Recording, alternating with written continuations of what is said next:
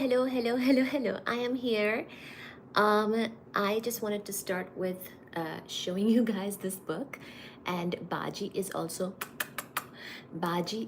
here, and I'm actually gonna give a little snack to the kitty cats, and I thought I'll get the live started rather late tonight, but I was getting a number of things done before starting the live.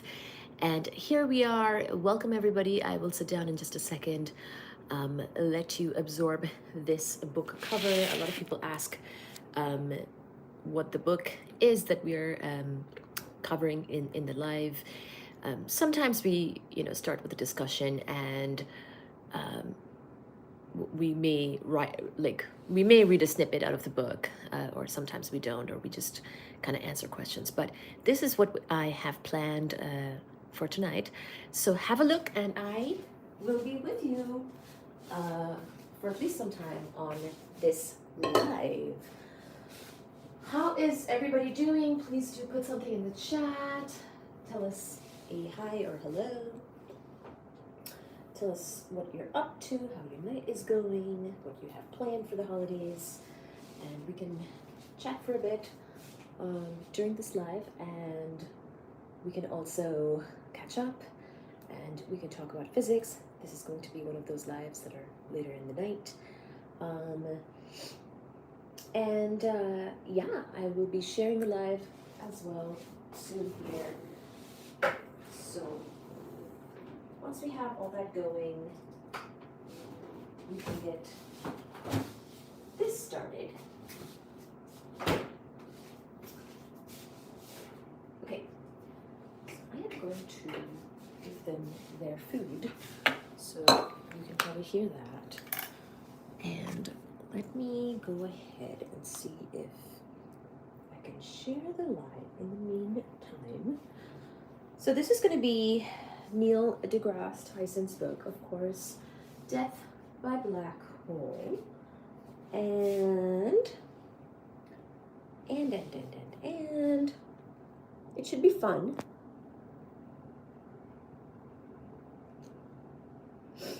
Please do like, share, and subscribe if you are joining. Much appreciate that. Aindeed. Okay, do that. All right.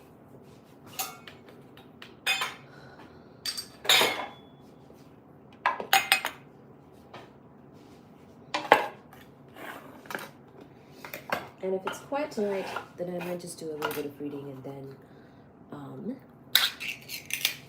hello everybody, put something in the chat and I will say hi to you and give you a shout out in just a second. Feel free to dominate the chat. In the meantime, my friends, we're going to be covering this topic, the topic of black holes. If you have any questions on the topic, then please don't feel shy. You can put it in the chat as well and such. And we are almost ready to get started. You will see my face very soon. Indeed. Just one more little moment here. I'm trying to get opened a capsule. Oh good God. It is rather stuck. It is rather stuck. Okay. It came out. I think I'm good with that. Little whipped cream will be put into the little baby's foods as well. Sachi Mama, go ahead and eat, baby. Hey, Sachi Mama. Oh, Sachi Mama, do you want a little whipped cream? Here you go, Sachi. Here you go. Sachi Mama is not too terribly interested. Come, Fuji. The boys are interested. unfortunately, Sachi Mama misses her dry food, but they're currently off of it for a few days after a procedure. So, Sachi, go ahead, eat, baby. Yes, Sachi, go ahead. Go ahead. Sachi Mama has to be sometimes encouraged verbally. Then she eats more, but sometimes she... Hello, Adam Dolson, you're here. So Adam, sorry for the delay. I'm finally here. And indeed, I was hoping that you would be here because I think you would like tonight's topic. And give me one more second and we will get started. Hello, everybody. Hello, hello, hello, hello. I will be right with you in front of the camera in just 1 second. One more second, guys. I'm gonna fill up my water bottle. Adam, please say hi to everybody. Everybody, please say hi to each other. Hello, Adam. Hello, 1R Townsend. Hello, Chaos. How are you doing, guys? Much appreciate everybody who is joining. Fuji Baba. Fuji, come. Fuji, can now show na. Fuji, can now show na. Okay, so Fuji will need some more encouragement. He ate some of his food, but not all of it. Fuji Babu. Fuji Babu. Fuji Babu.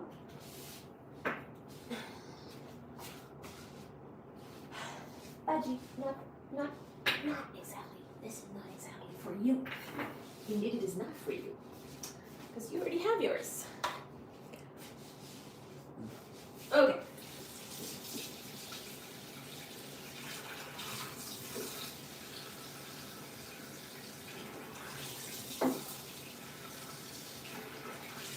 Okay, lovely people. Give me another second. I had to deconflict some food here. Hi, Shona Fuji. Hi, Shona Fuji. So I don't think we have read anything from this book, but we have covered this topic of black holes quite a bit in the past on the past live stream episodes on the channel. So a lot of it might be kind of like a review. Oh, Fuji. Hello, Steven. Hello, Adam. Good morning, friends. Hi, Andre. Need a mod? Yes, absolutely. Indeed, and definitely need a mod. Need a mod. Need a mod. Always. Always, indeed.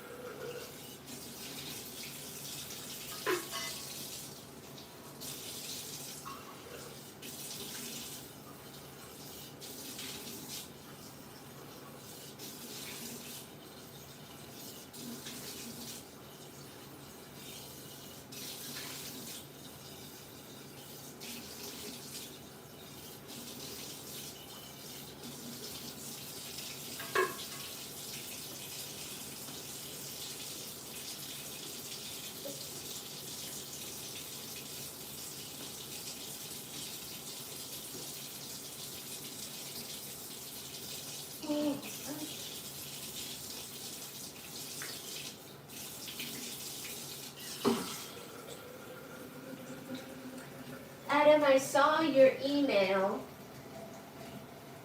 So thank you for that. I saw your email. Haven't responded yet, but I saw your email. Hola, Tyson. Tyson, Adam, Steven, how are you all doing? How are you all tonight?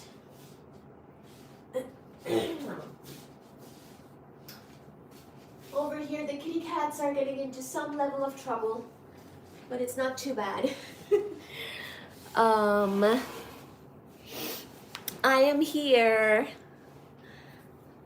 I have to do my hair. I didn't brush it fully yet. So you guys keep chatting. Don't mind me.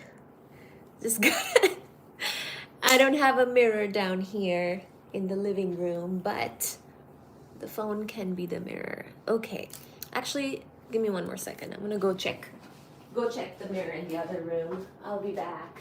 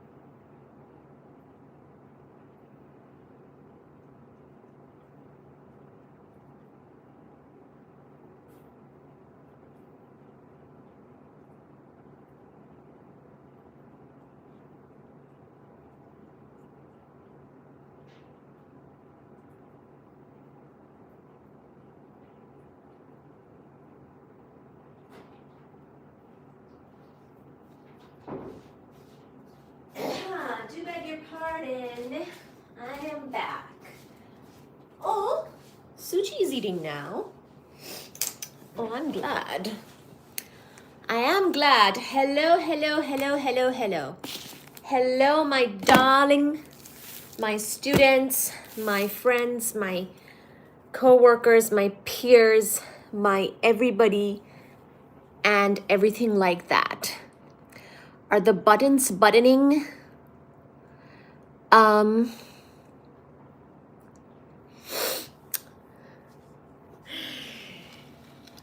Okay, so what did Steven say? Steven being naughty? Okay, so indeed, I think I might call this live a Sleepy Time Black Holes Live, because it is, I believe, a sleepy time for many of you. Thank you so much for being here. If you are here live with us, I do appreciate it so very much. Sorry about the lateness in getting this started. I was picking out health insurances, well, my own health insurance plan and dental plan for the year 2026. It is open enrollment time right now in Massachusetts. In fact, PSA, I do believe that open enrollment is till January 23rd of the new year. So instead of getting totally lost in the holidays, please do make sure that you have those types of things going for yourselves if it applies to you, and things like that. Now, I will thank the universe and the Commonwealth of Massachusetts for having these things be quite organized. But I know a lot can be happening in these holidays times, and the year is suddenly wrapping up. 1 second. I'm just checking on my kid here. Okay, good. She is eating the... All right, great. It's just that one of them is supposed to have the antibiotics, and I had to make sure that I put that away.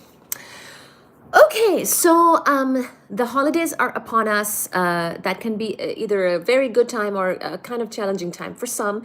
So take care, and hopefully it's a good one.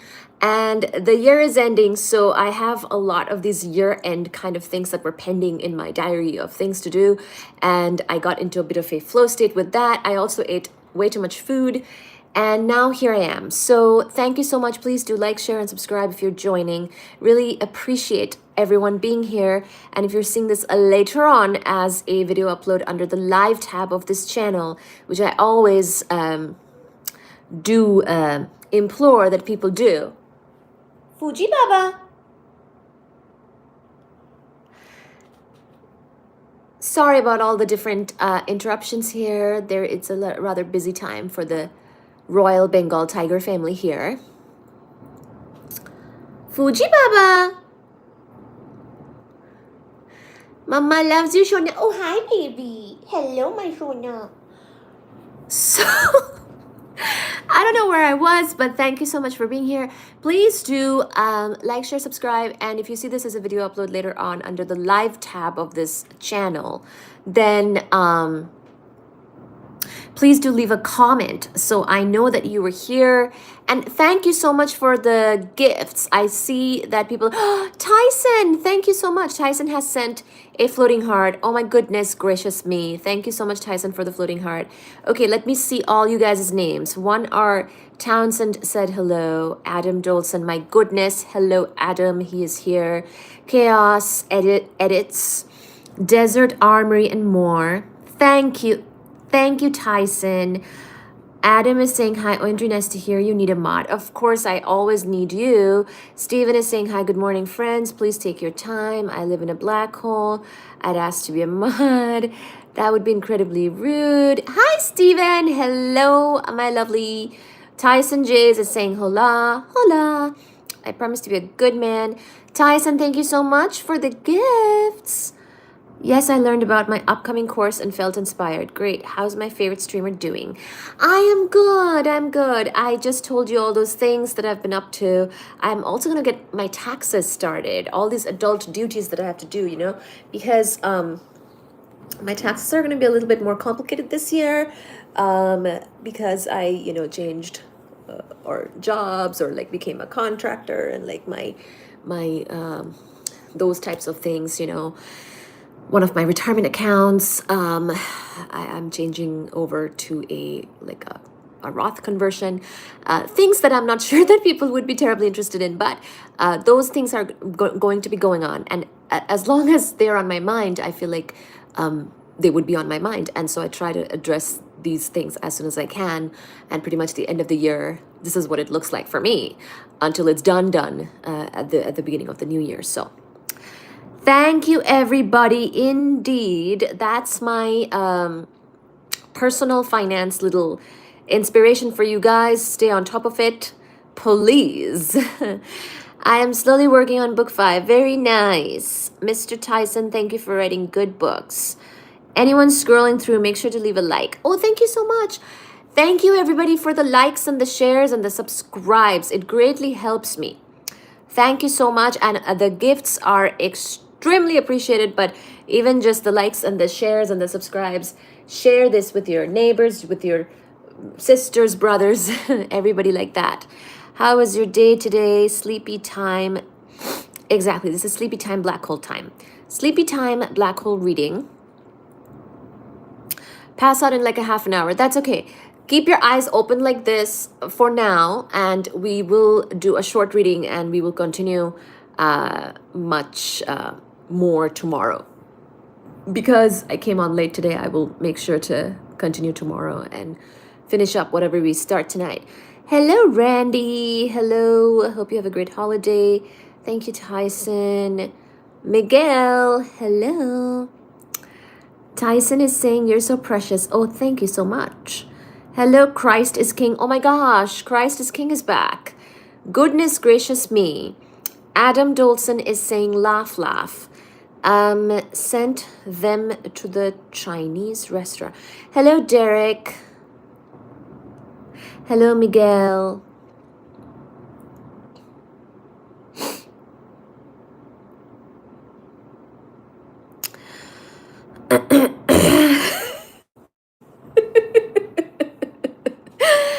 Hello, Hui Sung Choi. Um, Hello, Miguel. Hello, Alexander. Hello to Korea. Hello to New York. Hello, Frank. I'm just quickly scrolling. Hello, Yunya. Hello, Ivan. Thank you.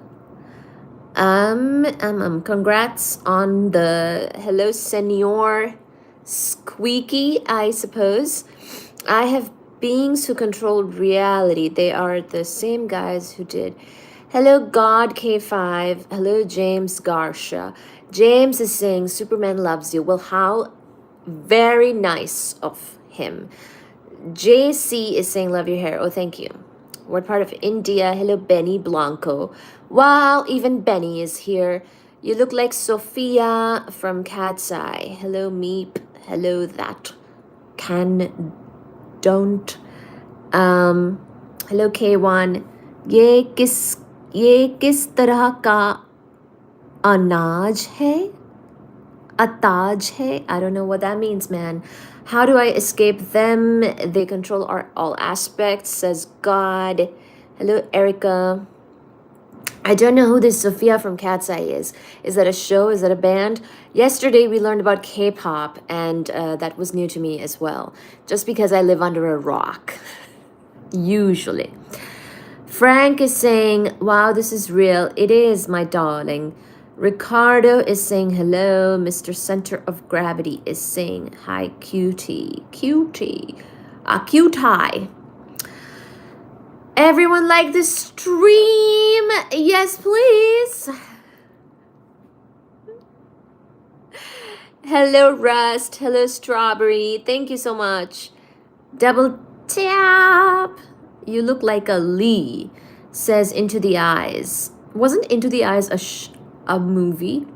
Sometimes I watch movies. I do know about that. Everybody, thank you so much for liking, subscribing. Can we get 50 likes? 55 likes, actually. Hello, Carvey. Hello, K1 again. I asked, what is your favorite cereal in Hindi? What is my... Anaj hai? Anaj? Like N? What is my favorite cereal? It's... Well, I like rice. Does that count? I just like rice. Plain white rice. I had a lot of that tonight at the Nepali restaurant. What's tonight's reading? So tonight's reading is going to be a little excerpt from Death by Black Hole by Neil deGrasse Tyson. Who's this double-cheeked queen?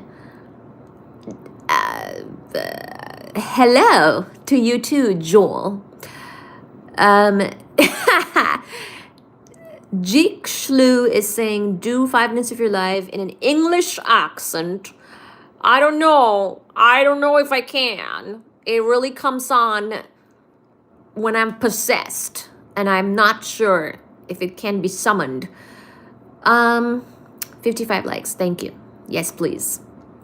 What is your channel about? It is about kitty cats and physics.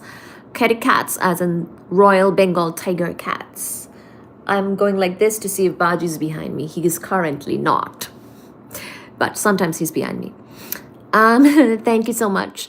If people want to tap, tap, tap and send like heart emojis, then those are quite nice to watch actually. Hello, Lucas. Hello, Carvey D. You like physics? I do love physics. Yes, indeed. And we're going to talk about that right here, right now. Hold up. We got someone who reads nonfiction. Yes, I read. Of course, I read nonfiction. Baji is a sneaky kitty. Yes. Where are you from? Hell yeah. Went to school for physics and chemical engineering. Hello, postseason Eli. You will like this channel a lot. You should definitely like, share, and subscribe. As in, definitely subscribe and then like it and share it as well. I subscribe to your channel. I want to learn from you. Oh, thank you, my darling James Garsha. Do you know 5 Nights of Freddy's at Freddy's? I do not know. What is that? A show, probably. What is gravity motion? Non-fiction. I'm actually not a very big fan of naan, the bread. First time viewer. Thank you, Joshua. Please do like and share and subscribe. Can I have a kiss, please? Mwah. Hello, Liminal. Hello, Tyson. Hello, Abe. Hello, Adam Dolson. I like rice more than the breads. I wish I had a tutor like you if I go to bed. Hello, Huntington. Hello, Joa Soto. Hello, Explosive. Hello, Bay 510. Hello, Reno. Unrated Game. Nate. Joshua. Hello, everybody. Okay, so without further ado, I might just do a little bit of a snippet of a reading because then maybe we will get questions and we can always look at those questions and we can 30 likes. Can we get 55 likes? That would be amazing. Now, does he have a contents page? I like this little quote. My own suspicion is that the universe is not only queerer than we suppose, but queerer than we can suppose. Is the little quote at the beginning of this book by J.B.S. Holden of Possible Worlds, 1927. We can read the little preface actually as well before we pick our little snippet for tonight. The preface is very short and it is written by Neil deGrasse Tyson of New York City. I don't know if Neil deGrasse Tyson is in New York City right now, but I guess he was during the writing of this book. My hair is a little poofy tonight, and that is fine. We will sip the water and we will get started. Hello, everyone. Can we get 55 likes? Thank you, Tyson, again for the gifts. Hi. Tyson sent a high five. I missed it. Oh, can I? Ooh, I can heart it.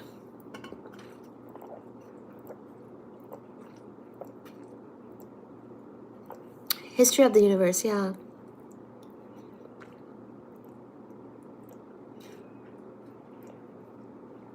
Call of Duty, not really.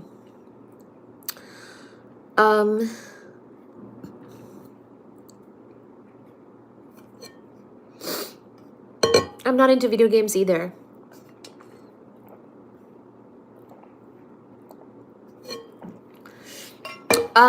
Those are from Wayfair. But you can get them online from other places too, probably. I can tag them sometime in my videos, okay? Okay, so, and this is a TV behind me, in case that's not obvious. And then I do have some cat purchase that are almost to the ceiling. I see the universe not as a collection of objects, theories, and phenomena, but as a vast stage of actors, driven by intricate twists of storyline and plot. So when writing about the cosmos, it feels natural to bring readers into the theater, behind the scenes, to see up close for themselves what the set designs look like, how the scripts were written, and where the stories will go next. My goal at all times is to communicate insight into how the universe works, which is harder than the simple conveyance of facts. Times arise along the way, as for the drama icon itself, to smile or to frown when the cosmos calls for it.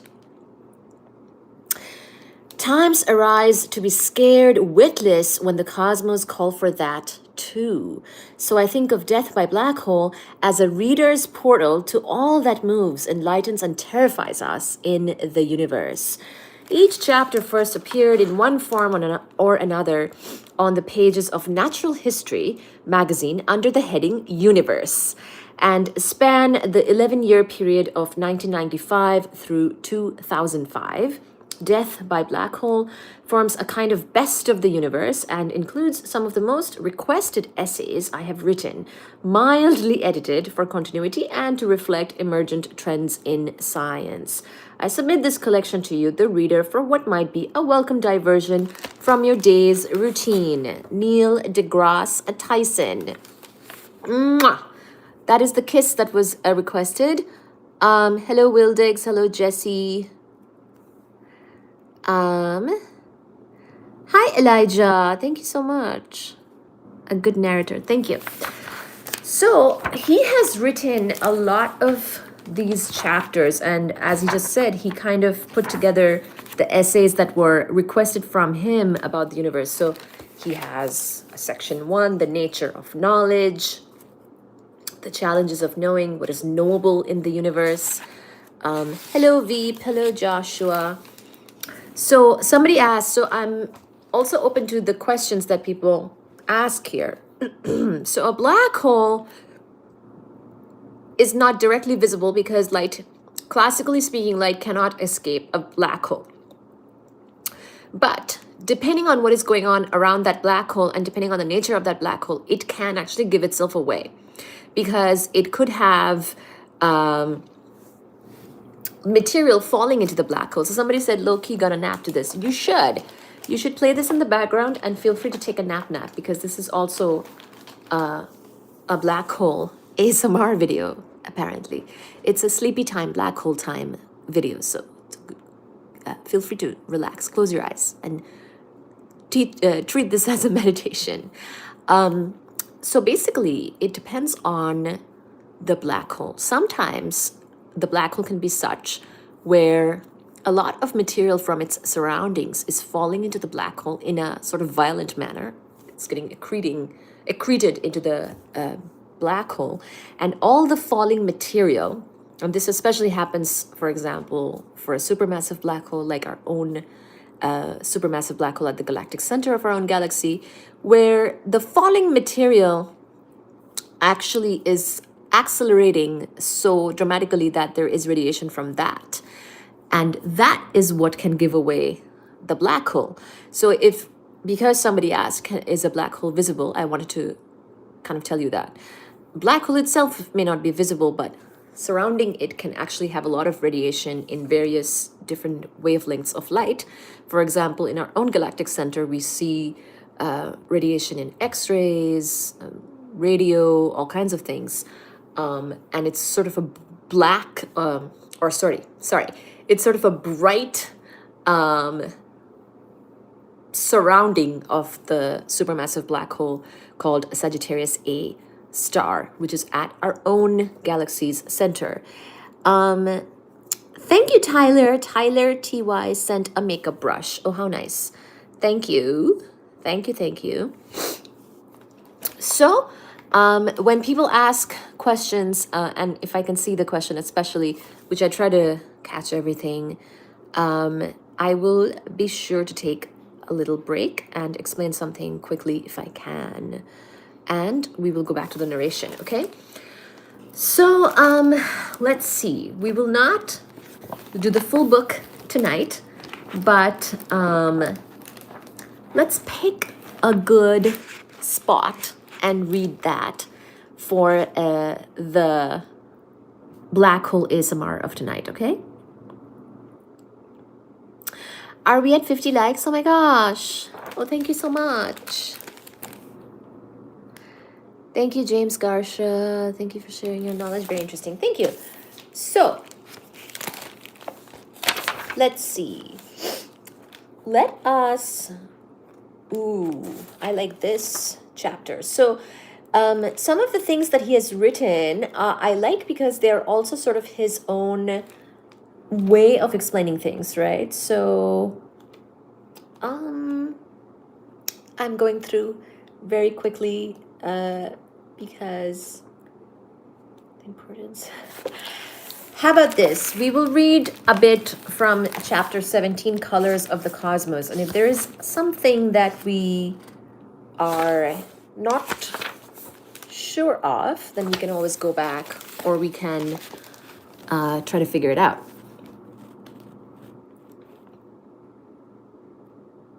Hello, Tiger Oscar. Hello, bro. True Pop-Tart lover. Very cool. Thanks for sharing. Bruh, how you read like that? Hello.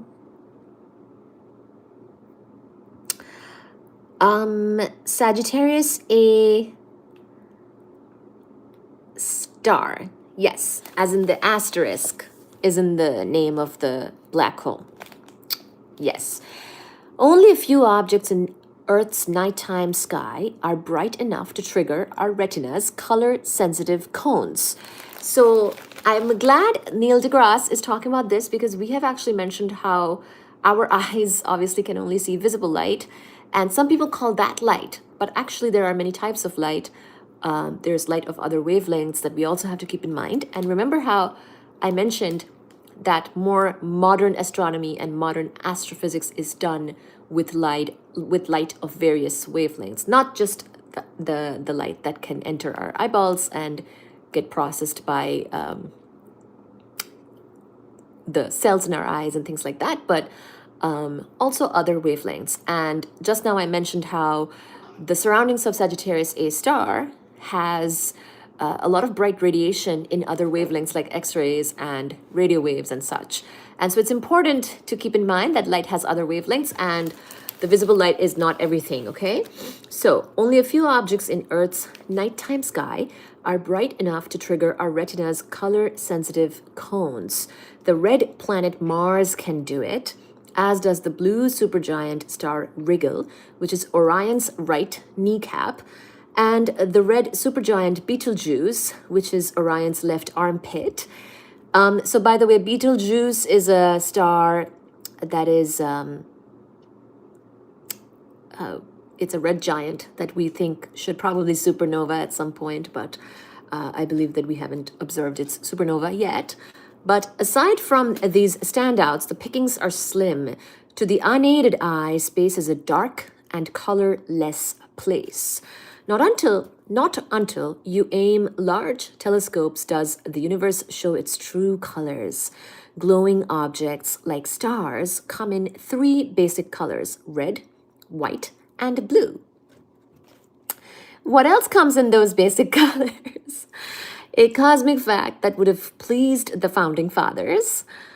Interstellar gas clouds can take on practically any color at all, depending on which chemical elements are present and depending on how you photograph them, whereas a star's color follows directly from its surface temperature. So this is very important to understand about a star, its surface temperature. Who wants to guess the surface temperature of our star, the sun?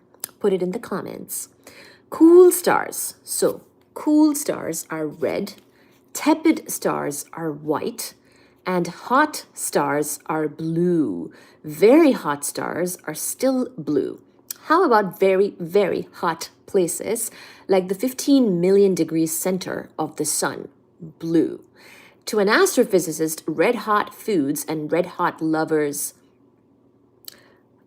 both leave room for improvement. It's just that simple. Or is it? A conspiracy of astrophysical, I hope Neil deGrasse Tyson is PG-13 in this book. A conspiracy of astrophysical law and human physiology bars the existence of green stars. How about yellow stars? Some astronomy textbooks, many science fiction stories, and nearly every person on the street comprise the sun is yellow movement. Professional photographers, however, would swear the sun is blue. Daylight film is color balanced on the expectation that the light source, presumably the sun, is strong in the blue. The old blue dot flash cubes were just one example of the attempt to simulate the sun's blue light for indoor shots when using daylight film. Loft artists would argue, however, that the sun is pure white, offering them the most accurate view of their selected paint pigments. No doubt the sun acquires a yellow-orange patina near the dusty horizon during sunrise and sunset. But at high moon, or not moon, noon, when atmospheric scattering is at a minimum, the color yellow does not spring to mind. Indeed, light sources that are truly yellow make white things look yellow. Lots of little color tidbits here. Hello, everybody. So if the sun were pure yellow, then snow would look yellow, which is kind of not as nice as white, right? Whether or not it fell near fire hydrants. To an astrophysicist, cool objects have surface temperatures between 1,000 and 4,000 Kelvin and are generally described as red. So pretty cool. So this is kind of interesting because in astrophysics, of course, the scales are very different, and some of these words that we use to describe things are also different. And what cool can mean is different, what hot can mean is different. And remember that all the elements above hydrogen and helium are considered metals in astronomy and astrophysics. So here we are. Okay, so some of those types of things are being introduced here by Neil deGrasse Tyson for you, okay? Yet the filament of a high wattage incandescent light bulb rarely exceeds 3000 degrees Kelvin. Tungsten melts at 3680 degrees and looks very white. Below about 1000 degrees, objects become dramatically less luminous in the visible part of the spectrum. So this is another thing. Luminosity is going to be very important in terms of when we want to see objects in the sky, sources of light, stars, things like that, right? And so this thing that we're talking about, the temperature and the luminosity, you'll see how this is all going to be kind of related, okay? So he's saying that below about 1000 degrees, objects have dramatically less luminosity. Cosmic orbs with these temperatures are failed stars. We call them brown dwarfs, even though they're not brown and emit hardly any visible light at all. And now remember, I want to take a little moment to mention that, remember when we talked about, so this is not the exact topic that we're covering from the book here, but remember when we talked about dark matter candidates from the other book that we often use in this channel, the Foundations of Astrophysics book by Barbara Ryden and Bradley M. Peterson. Remember that we talked about the dark matter candidates in that textbook, neutrinos, machos, and WIMPs.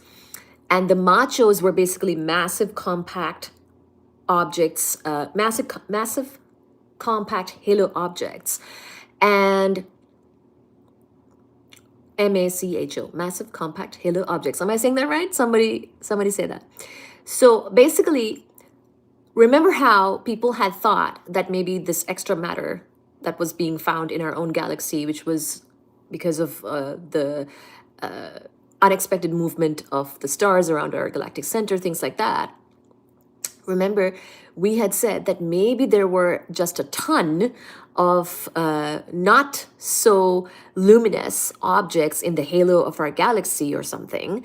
And maybe that could be the reason why we are seeing this extra mass being present in the galaxy. Remember, so I'm trying to connect something from the book to what we read earlier. This brown dwarf thing that Neil deGrasse just now mentioned is related to that thing. So basically not every star is going to be so luminous. Not every object which has some luminosity is going to be that luminous. So there are these things called brown dwarfs that are not necessarily brown, but they have lower luminosity.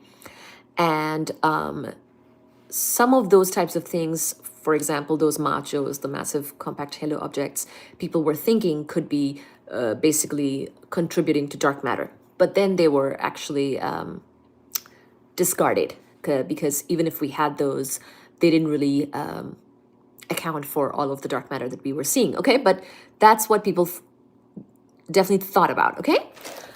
So just keep that in mind. That was not a crazy consideration to make back in the day, okay? While we're on the subject, thank you. Thank you, Tyson. Thank you for the super chat. Really appreciate it. Really appreciate it. Thank you, thank you, thank you. While we're on the subject, black holes aren't really black. So they actually evaporate very slowly by emitting small quantities of light from the edge of their event horizon in a process first described by the physicist Stephen Hawking. So notice how, at least I try to say that classically speaking, nothing escapes a black hole. Not even light escapes a black hole. That is the classical explanation of a black hole. And the classical, as in the general relativity equations, when you set those up for a black hole, you write them down for a black hole. Classically speaking, we would write down that even light cannot escape, and that is actually how we solve for the Schwarzschild radius of a black hole and things like that. And pretty much they were predicted before we ever found them, or before we ever thought that they could even be real. Black holes, I mean, okay? It wasn't actually until neutron stars started to get discovered, I do believe, which are often also pulsars, that people started to be more hopeful that, well, if something as extreme as a neutron star or a pulsar can be real, then maybe black holes can also be real. And so people were, black hole theorists were quite, were quite excited about that. And then, of course, we did discover black holes. But keep in mind that there is the classical theory, and then there's also quantum and particle explanations. And sometimes the classical and the particle, or the classical and the quantum, don't agree. And this is sort of an example of that. So Stephen Hawking is somebody whose work we've also read on the channel, and he, of course, is known for this contribution of kind of mixing together the classical explanation as well with the quantum explanation. And he gave us a way for black holes to have a temperature, the Hawking radiation, for black holes to also be emitting things, and whatnot. Okay, so yeah, so basically, we read this from Stephen Hawking's book, but basically you can have sort of a particle here or there leaking out of black holes in quantum mechanics. Sometimes these particles are part of a pair of particles and things like that, and there is sort of an explanation because of the uncertainty principle of quantum mechanics. So this is possible because of the fundamentals of quantum mechanics, for the principles of quantum mechanics. So this is not possible in classical theory, as far as I know anyways, but this is exactly the thing that Stephen Hawking has contributed and become famous for. Okay, so this thing, Hawking radiation. So depending on a black hole's mass, it can emit any form of light. So Hawking radiation is part of that, right? So the basically a black hole, anything with a temperature, is basically emitting some light, some kind of something. So the smaller black holes are, the faster they evaporate. The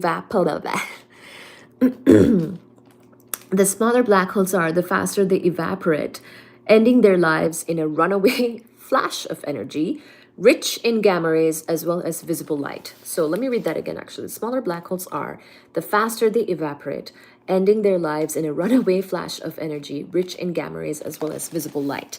Modern scientific images shown on television, in magazines, and in books often use a false color palette. TV weather forecasters have gone all the way, denoting things like heavy rainfall with one color and lighter rainfall with another. When astrophysicists create images of cosmic objects, they typically assign an arbitrary sequence of colors to an image's range of brightness. The brightest part might be red and the dimmest parts blue. So the colors you see bear no relation at all to the actual colors of the object. As in meteorology, some of these images have color sequences that relate to other attributes, such as the object's chemical composition or temperature. So this is something kind of nice to keep in mind when you're looking at images from somebody's astronomy research. It's good to know what the colors may or may not mean, and it could have something to do with brightness and things like that. And it could even be the opposite meaning of what you might think. It's not uncommon to see an image of a spiral galaxy that has been color-coded for its rotation. The parts coming toward you are shades of blue, while the parts moving away are shades of red. In this case, the assigned colors evoke the widely recognized blue and red Doppler shifts that reveal an object's motion.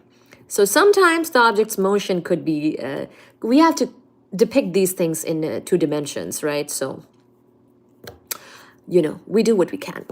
Sometimes the public sees a full color image of a cosmic object that was photographed using invisible light, such as infrared, or radio waves. So for example, our eyes, these eyes, cannot see infrared and radio waves, but there are sources of or events that emit those things.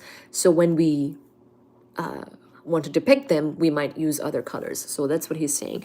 In most of these cases, we have assigned 3 colors, usually red, green, and blue, to 3 different regions within the band. From this exercise, a full color image can be constructed as though we were born with the capacity to see colors in these otherwise invisible parts of the spectrum, invisible to us, to humans. The lesson is that common colors in common parlance can mean very different things to scientists than they do to everybody else.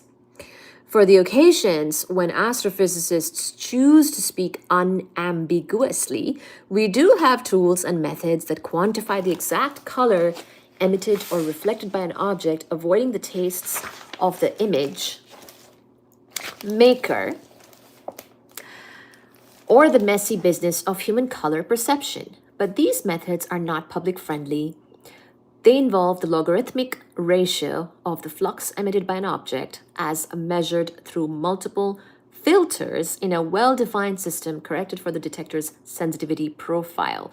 So another thing is we also use log scale a lot in science, and generally, by the time you're seeing the image, it's been through some filters and things like that. So it's not very public friendly. When that ratio decreases, for example, the object is technically turning blue, no matter what color it appears to be. So that was the little first part of that chapter. I'm glad that he went into some detail on how colors work, because I think that is interesting and informative for people to kind of be aware of when we look at different results from astronomy, astrophysics, science in general, and things like that. We will now skip ahead to another little part, which I think will be interesting to you guys, because it starts with the Milky Way, which is our own galaxy.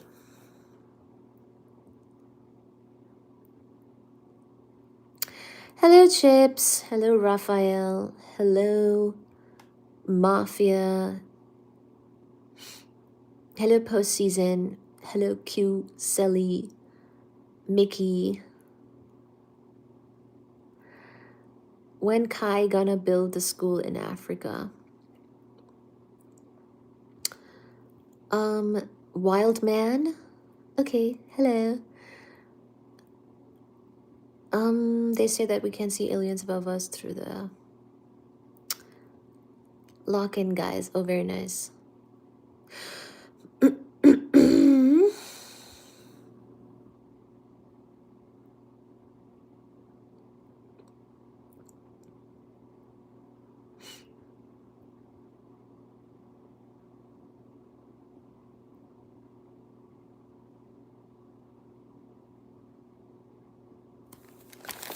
It's this book actually that I'm reading from. See? This book. I'll let you guys take a look while I sip my water.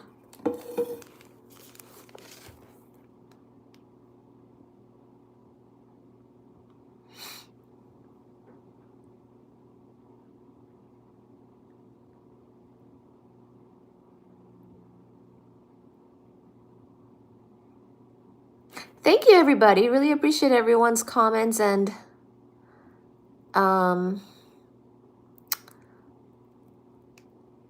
questions. Why on olive oil?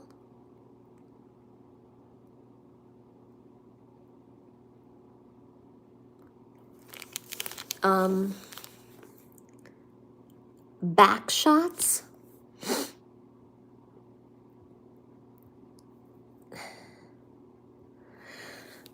Somebody asked if they can join. Of course you can. Join in. What does that mean, back shot? I need the... What? Okay, so I'm Here's the book. Let me sip water. I got distracted looking at the comments.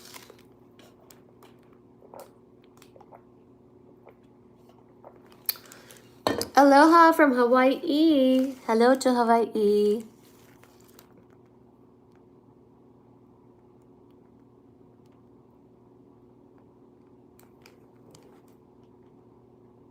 Oh, did I share the live?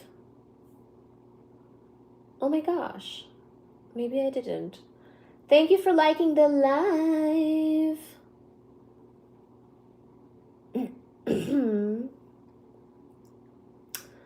Thank you for liking, sharing, and subscribing.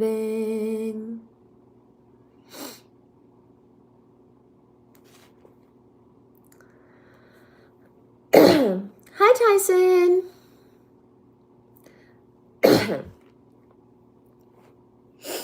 Thank you for liking, sharing, subscribing, and being here.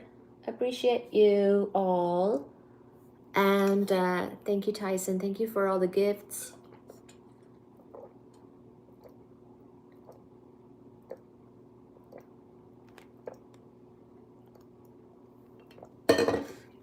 The book is called Death by Black Hole by Neil deGrasse Tyson.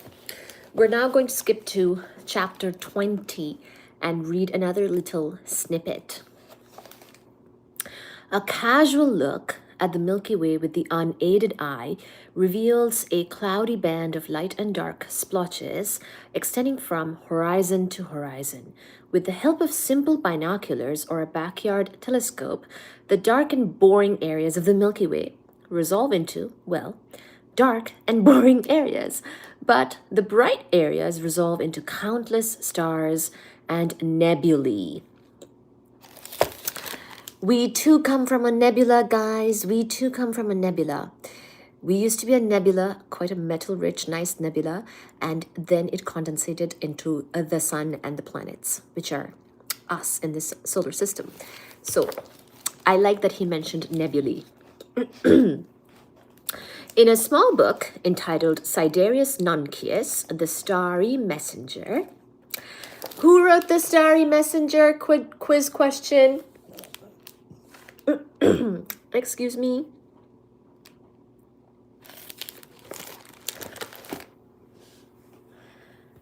Someone tell me who wrote The Starry Messenger?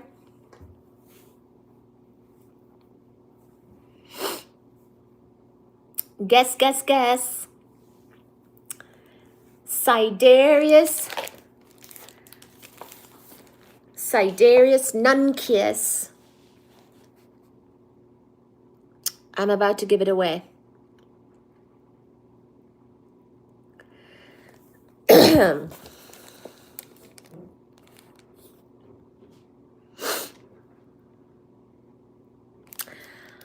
Sidereus Nuncius. Sidereus Nuncius. Nuncius. This is the book. Death by Black Hole. Don't give it away. Okay, somebody wants to. Somebody said Carl Sagan. No. Older. I'm sure you guys know, actually. You might have forgotten. Who wrote The Starry Messenger?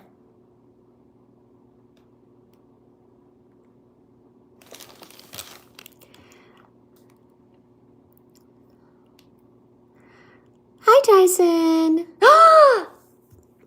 Close, close, close, close, close. Warm, warm, warm, warm, warm.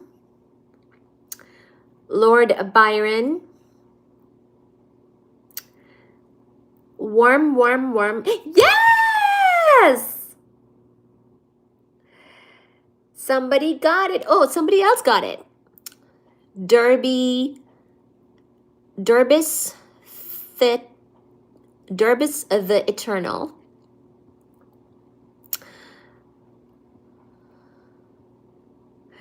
Hello, Aaron. Hello, Lord Byron. Lord Byron. Somebody, a couple of you got it.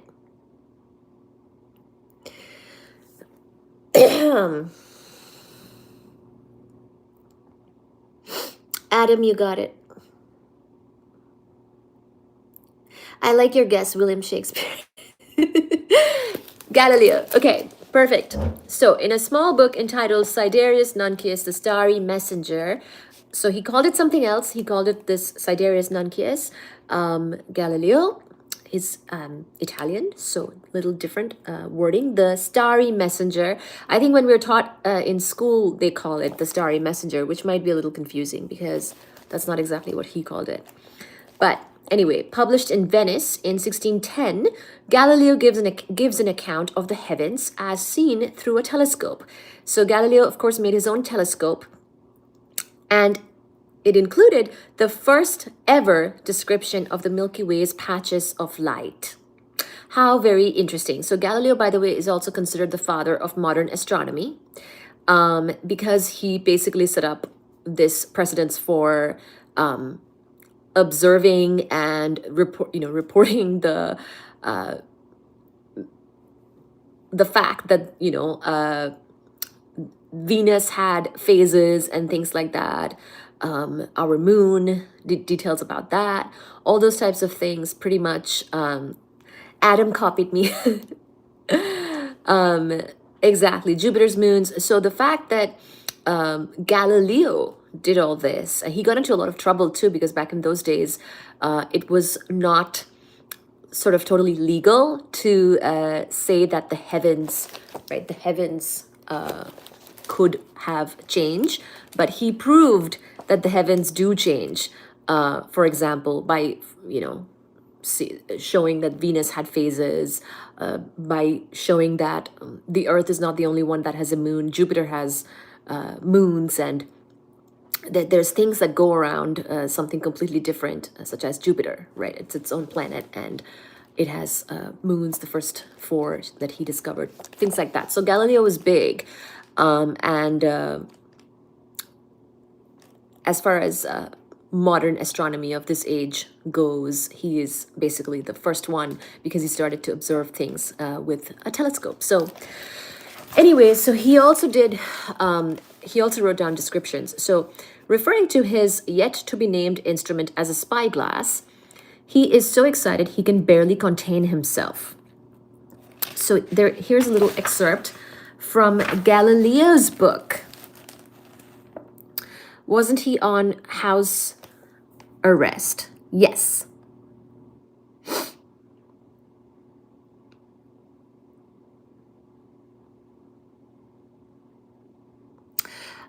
Galileo.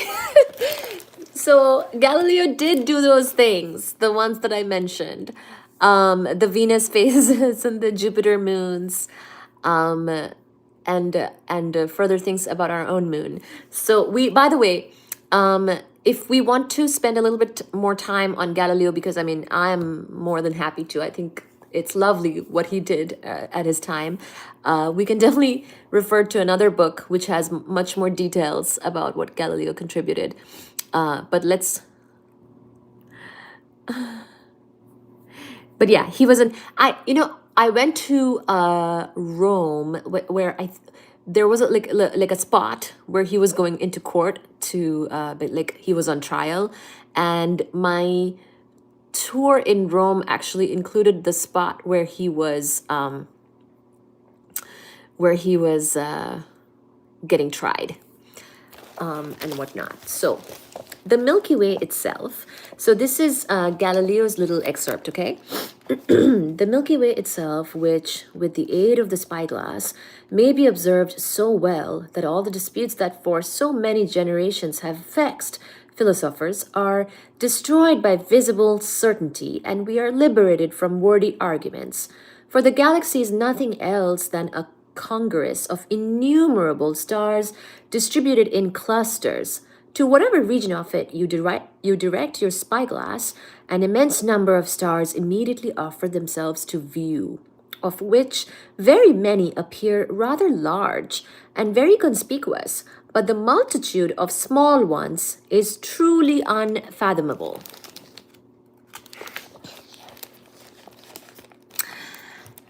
Surely immense number of stars is where the action is. Why would anybody be interested in the dark areas where stars are absent? They are probably cosmic holes to the infinite and empty beyond. 3 centuries would pass before anybody figured out that the dark patches are thick, dense clouds of gas and dust which obscure the more distant star fields and hold stellar nurseries deep within. So lots of gas and dust can also block our vision. And it was also difficult to know exactly how much gas and dust there is. Okay, that's not totally trivial either. Following earlier suppositions of the American astronomer George Carey Comstock, who wondered why faraway stars were much dimmer than their distance alone would indicate, it was not until 1909 when the Dutch astronomer Jacobus Cornelius Kapteyn would name the culprit in 2 research papers, both titled On the Absorption of Light in Space. Kapteyn presented evidence that clouds, his new-found interstellar medium, not only scatter the overall light of stars, but do so unevenly across the rainbow of colors in a star's spectrum. So, star's spectrum, different colors of light getting scattered all differently by all this gas that's in the way. How very interesting. Attenuating the blue light more severely than the red. This selective absorption makes the Milky Way's faraway stars look, on average, redder than the near ones. Ordinary hydrogen and helium, the principal constituents of cosmic gas clouds, don't redden light. But larger molecules do, especially those that contain the elements carbon and silicon. So, of course, another quiz question for you guys.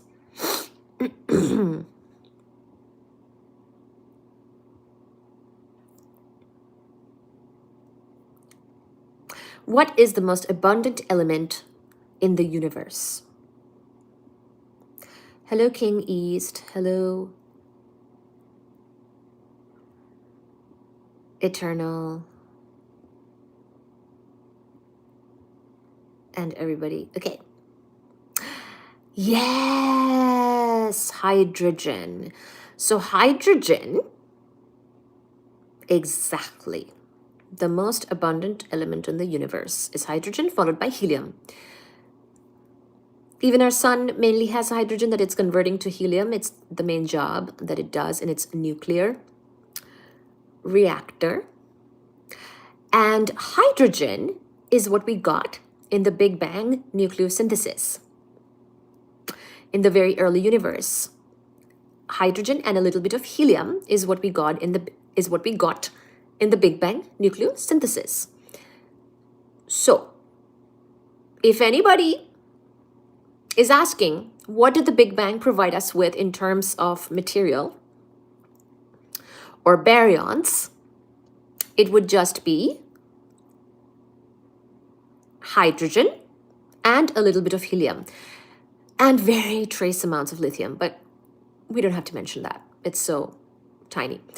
So then pretty much much later in the universe, in the evolution of the universe, of course, we got the first stars, first galaxies, and then stars made every element that is heavier than hydrogen and helium. Even our own sun is making helium from hydrogen. So it's interesting. It's interesting when the light from faraway stars is scattered differently because of something else. When there's a bunch of other kinds of things, dust that is made up of mainly other things, carbon, silicon, then, and also we can talk about where this dust comes from.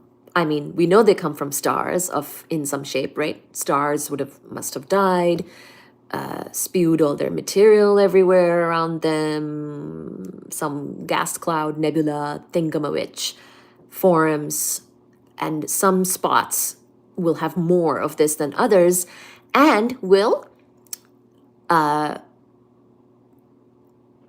scatter the light coming from stars behind them differently for the different wavelengths of the light. So how very interesting that it's all of this can be learned. See, it's so much going on all at the same time for astronomy. That's really cool. So once again, ordinary hydrogen and helium, the principal constituents of cosmic gas clouds, because not just cosmic gas clouds, pretty much anything in the all of the universe, the most abundant elements are hydrogen followed by helium. In terms of baryons, those are not the most those are not the biggest contributor to the energy density of the universe, because that's another whole thing. That's where we talk about cosmic ingredients and dark energy, dark matter. But as far as the baryons go, hydrogen and helium are the most abundant. Okay, but larger molecules will scatter the light differently. For example, if the gas clouds contain carbon and silicon. So most people are familiar with dust of the household variety, although few know that in a closed home, it consists mostly of dead, sloughed off human skin cells. So I think people do know that much better now. We know that dust in the home is mainly our own skin.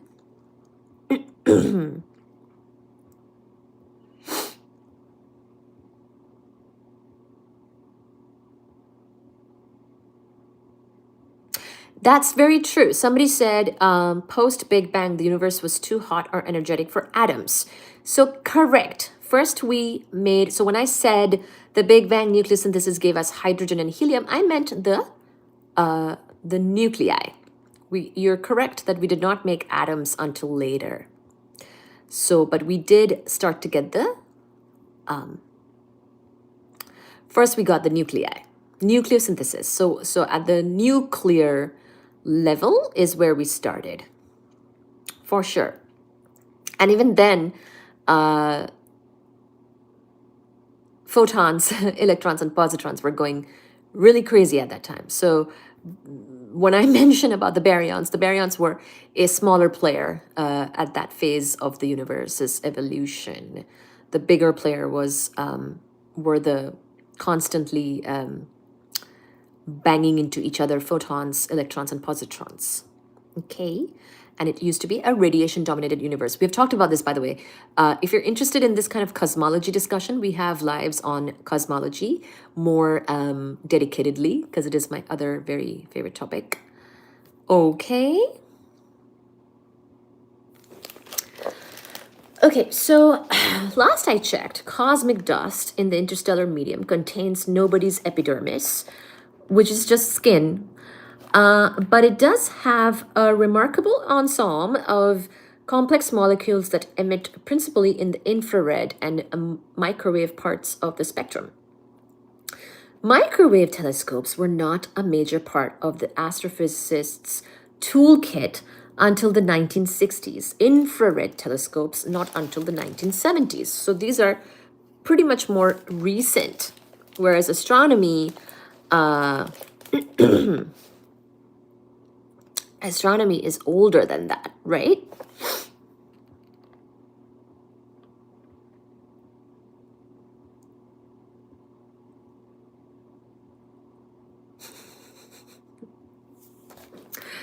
And so the true chemical richness of the stuff between the stars was unknown until then. So until we got the telescopes more recently, and by recent, 1960s, 1970s, we wouldn't have been able to kind of know all this. In the decades that followed, a fascinating, intricate picture of star birth emerged. Not all gas clouds in the Milky Way can form stars at all times. More often than not, the cloud is confused about what to do next. Actually, astrophysicists are the confused ones here. We know the cloud wants to collapse under its own weight, because that's what material wants to do under gravitation. But rotation, as well as turbulent motion within the cloud work against that fate? So there's more things going on here than gravitation. So once again, it wants to collapse under its own weight to make one or more stars. And ultimately, we wouldn't be here if that didn't happen, right? But rotation as well as turbulent motion within the cloud can work against that fate. So too does the ordinary gas pressure you learned about in high school chemistry class. Galactic magnetic fields also fight collapse. They penetrate the cloud and latch onto any free roaming charged particles contained therein, restricting the ways in which the cloud will respond to its self-gravity. So remember that as much as gravitation likes to collapse things, there are other things and other effects that are at play here. And which is why we talk about those even during, remember when we talk about supernovae and we talk about a star's death, we always talk about, well, you know, if it's this heavy of a star, then it will have this kind of fate. If it's an even heavier star, it will have this. So depending on the extremeness of gravitation, you will have different fate. Okay. So some like gravitation does have these other kinds of things going against it, but it can win when there's a lot of mass and when the gravitation is very strong, and it can still collapse. And the collapse can also be different degrees of extreme.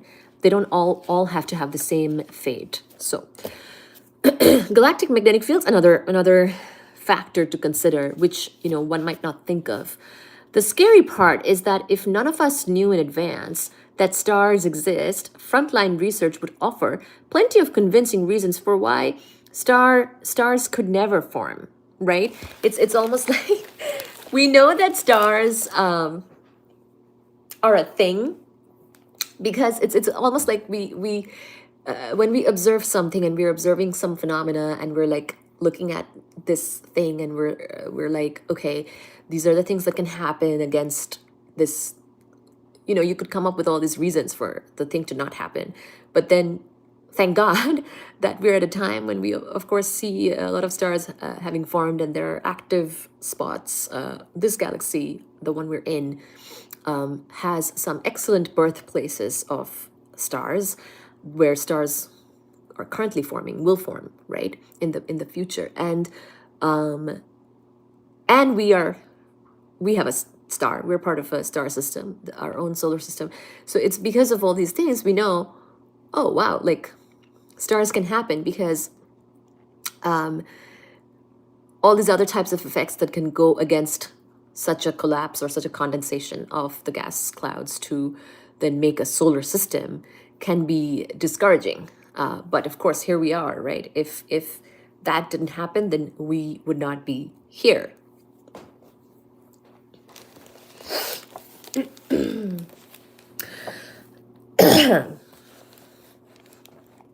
So, like the Milky Way's several hundred billion stars, gas clouds orbit the center of the galaxy. The stars are tiny specks, a few light seconds across in a vast ocean of permeable space, and they pass one another like ships in the night. Gas clouds, on the other hand, are huge, typically spanning hundreds of light years. They contain the mass equivalent of 1,000,000 suns. As these clouds lumber through the galaxy, they often collide with one another, entangling their innards. Sometimes, depending on their relative speeds and their angles of impact, the clouds stick together like hot marshmallows. At other times, adding injury to insult, they rip each other apart. If a cloud cools to a low enough temperature, less than about 100 degrees above absolute zero, its constituent atoms will bump and stick rather than carrying off one another as they do at higher temperatures. So again, depends on the cooling, eventually the cooling of such a thing as to whether things will stick or not. Gas cloud innards, and that has two ends. Innard. INNARD, okay? If a cloud cools to a low enough temperature, things will stick. This chemical transition has consequences for everybody. The growing particles, now containing tens of atoms, begin to bat visible light to and fro, strongly attenuating the light of stars behind it. By the time the particles become full-grown dust grains, they contain upwards of 10 billion atoms. At that size, they no longer scatter the visible light from the stars behind them. They've done that, and now they're, something else. They absorb it. So now they don't scatter, they absorb it. They re-radiate the energy as infrared, which is a part of the spectrum that freely escapes the cloud. But the act of absorbing visible light creates a pressure that pushes the cloud opposite the direction of the light source. The cloud is now coupled to starlight.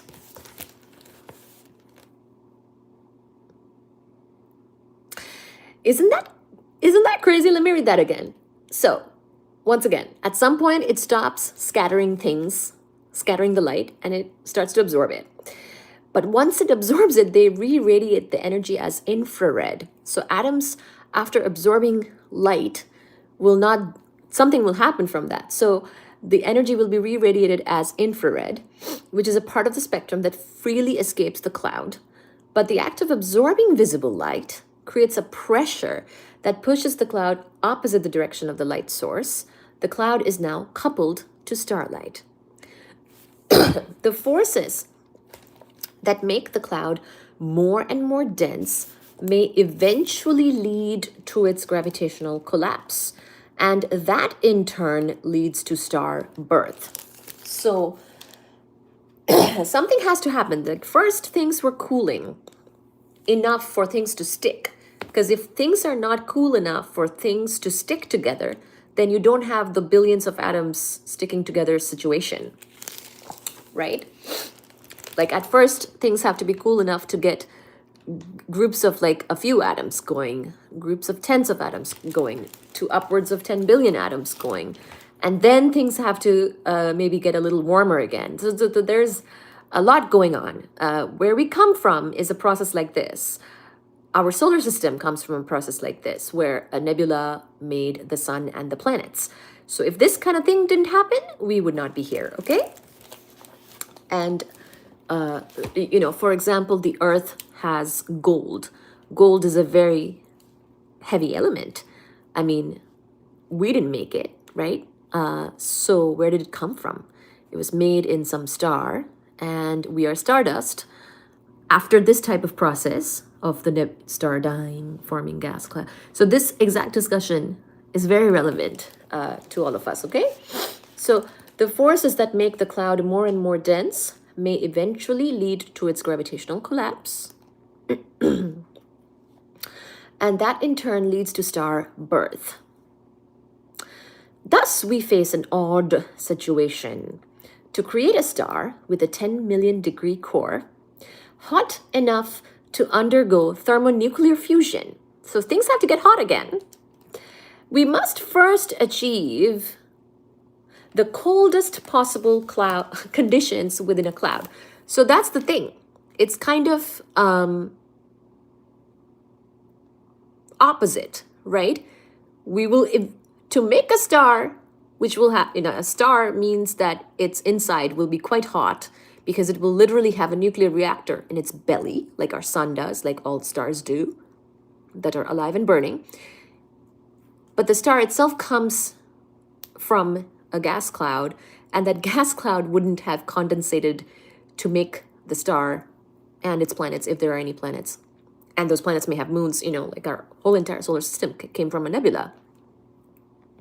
That wouldn't happen if we hadn't first achieved cold enough conditions to make that happen, for things to stick together, and then things get hot again. So there is a lot of complex processes that has to happen for it to get there. Okay, so I think this is very interesting and something we must appreciate. So we face an odd situation to create a star with a 10 million degree core, hot enough to undergo thermonuclear fusion, right? Because that's what a star does in its belly.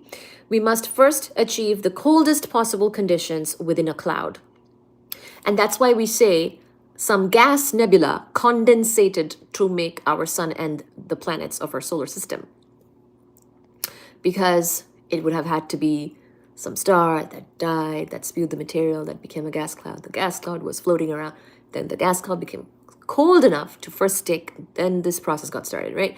So, and we come from a pretty good such gas cloud, which was metal rich, had so many awesome things in it that it made the freaking sun and the planets. Like, come on, guys. I mean, round of applause for that gas cloud, right? And guess what? Most of the mass of that gas cloud went to the sun.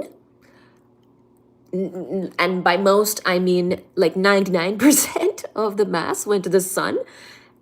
And very little went to the planets, while most of the angular momentum, because the gas cloud wasn't just a stationary one, because guess what?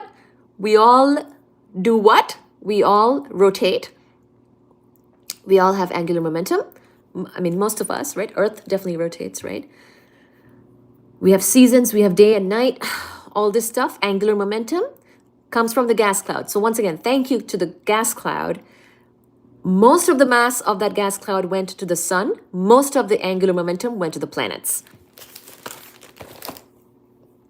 Like, isn't that amazing, right? This type of process that TYSON is talking about is exactly what made our solar system, with such nice little sort of quirks and nuances, right? Where the sun is the way it is, the planets are the way, and of course, our solar system has gone through a few billion years of evolution. It didn't always used to be so nice and clean. For example, it had a lot of planetesimals, a lot of debris that's been cleaned up over time. Things would get, cratered a lot. Impact cratering happened, blah, blah, blah. So things have changed. Things have cleaned up. Things have formed more and more over time. But that initial gas cloud thing that condensated to make the sun, where 99% of the mass of that cloud went to the sun, 1% went to the planets, most of the angular momentum went to the planets, very little to the sun. That's how we're here. That's how we're here. So, at this time in the life of a cloud, astrophysicists can only gesticulate what happens next. So we have some theories about what would happen for such a thing. Theorists and computer modelers face the many parameter problem of inputting all known laws of inputting all known laws of physics and chemistry into their supercomputers. So doing all this math is a little hard with normal computers. Before they can even think about tracking the dynamic behavior of large, massive clouds under all external and internal influences. Even doing the physics for the molecules of gas that might be in a helium balloon can be quite complicated. And this is a gigantic gas cloud in in a galaxy scale type of business, which would have made something like our solar system, right? So it's not easy to model these things. A further challenge is the humbling fact that the original cloud is billions of times wider and 100 sextillion times less dense than the star we're trying to create. And what matters on one size scale is not necessarily the right thing to worry about on another. The scales and stuff are different as well. The size scales are different.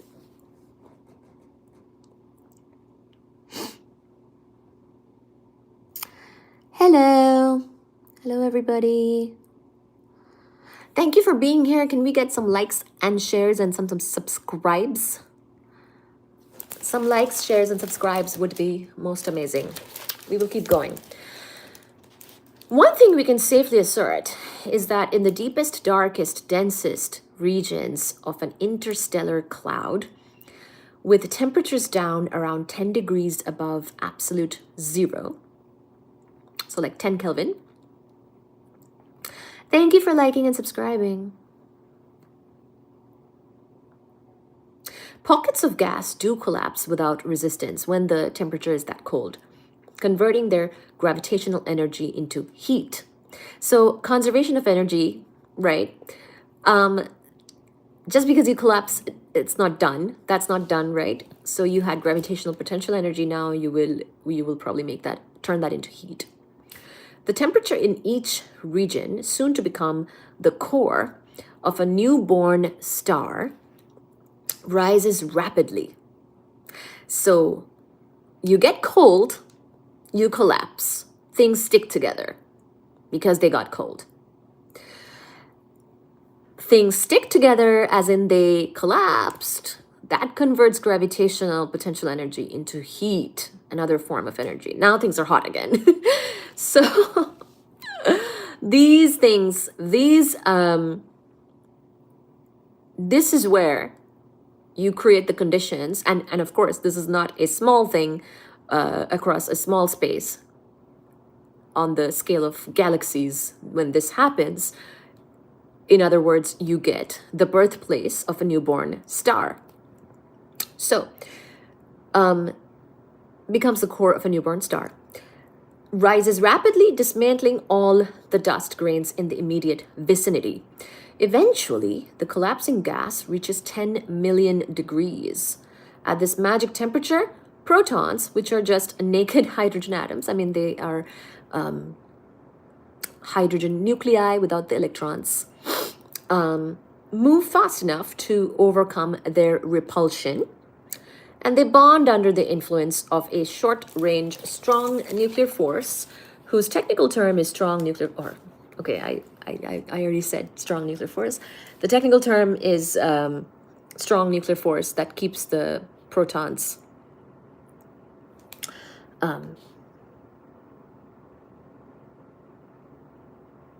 together.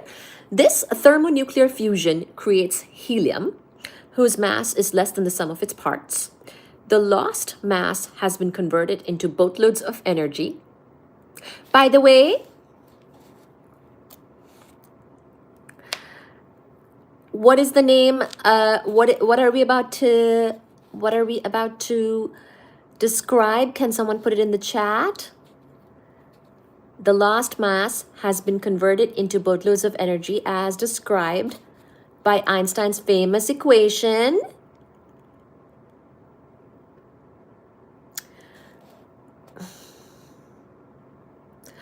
E equals mc squared, where E is energy, m is mass, and c is the speed of light. As the heat moves outward, the gas becomes luminous. And the energy that had formerly been mass, yes, now makes its exit. And although the region of hot gas still sits womb-like within the greater cloud, we may nonetheless announce to the Milky Way that a star is born.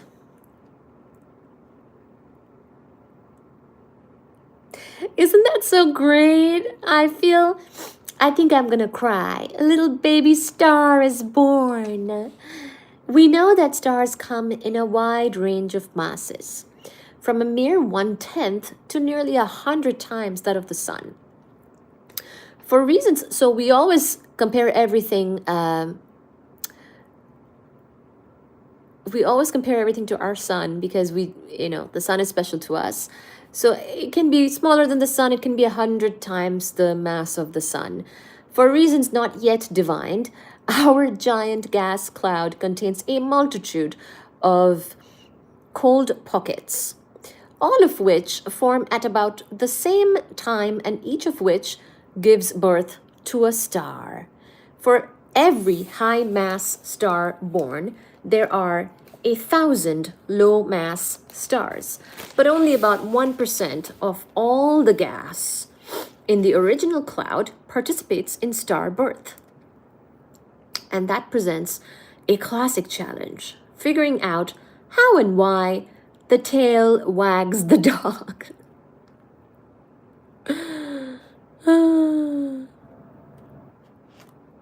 Oh my gosh, I love going to a really dark spot where you can see the night sky with all the stars and everything. Montana? That's awesome. I don't think I've been to Montana. I would love to go someplace where, I mean, I have, but I would love to go somewhere where you can see the Milky Way clearly and you can see a lot of stars and galaxies. That would be amazing. That's like one of my things I want to do if I like go camping.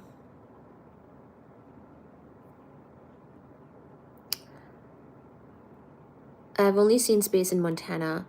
North Dakota is way better than Montana.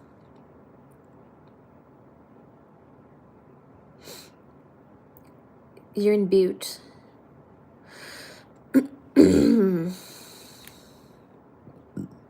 I have not heard of gay boners.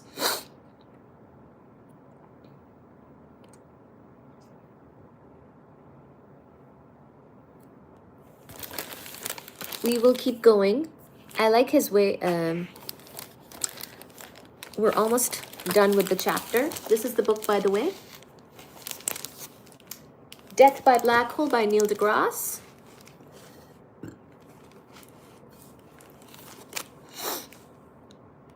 I'm going to take some more sips of my water.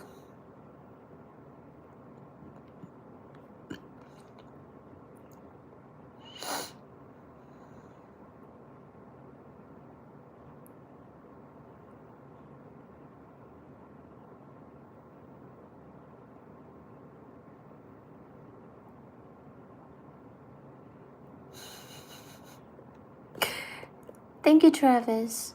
Thoughts on gravity? Hello.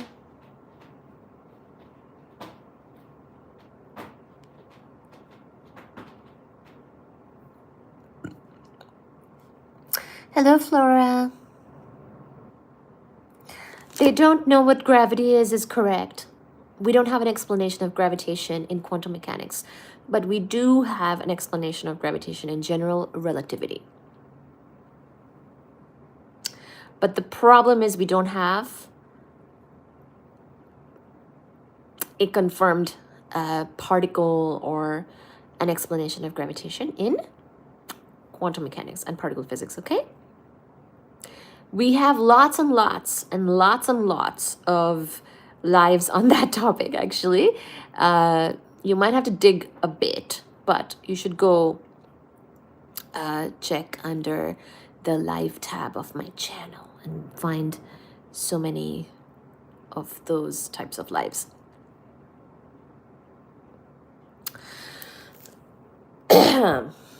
Quantum mechanics is cool. I like it a lot. I also like gravitation and GR and cosmology. I do have a library card. Thank you for mentioning the library.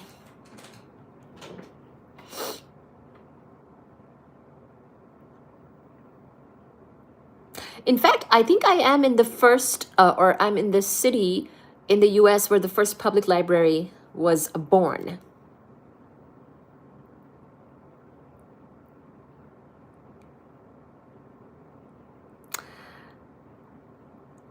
Go to the library right now. This book is from the library, actually. Thank you for picking up on that. Somebody is behind you. Boston, yes! Somebody guessed it. There is my Baba Baji.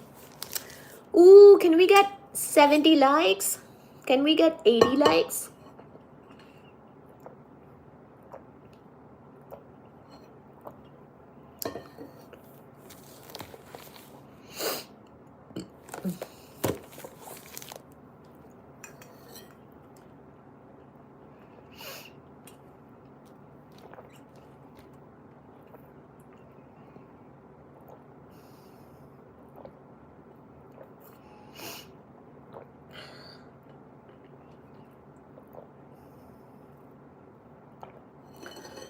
Hello, Chaz. Hello, Sense.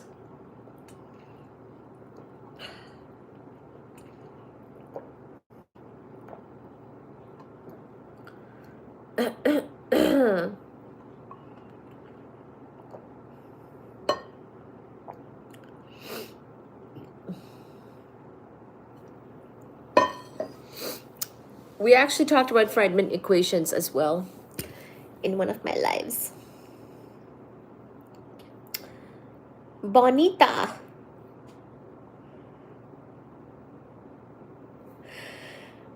Thank you, everybody. We will keep reading.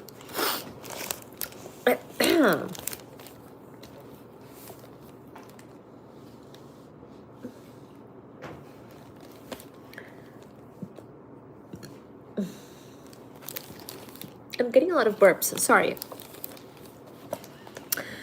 So we're almost done with this chapter. Listen up, guys. The mass limit on the low end is easy to determine. Below about 1/10 of the sun's mass, the pocket of collapsing gas does not have enough gravitational energy to bring its core temperature up to the requisite 10 million degrees. If you don't get hot enough in the core, then you're not really making a nuclear reactor, so it can't be a star at that point. A star is not born. Instead, we get what is commonly called a brown dwarf. And remember, we mentioned brown dwarfs during talking about previously considered dark matter candidates, one of which was the MACHO, which stands for Massive Compact Halo Objects in our own galaxy. The outer gaseous, with no energy source of its own, it just gets dimmer and dimmer over time. So this brown dwarf may form, but it just gets dimmer and dimmer over time. The luminosity is just less and less over time, to the point where it might be quite difficult to see with light. Okay?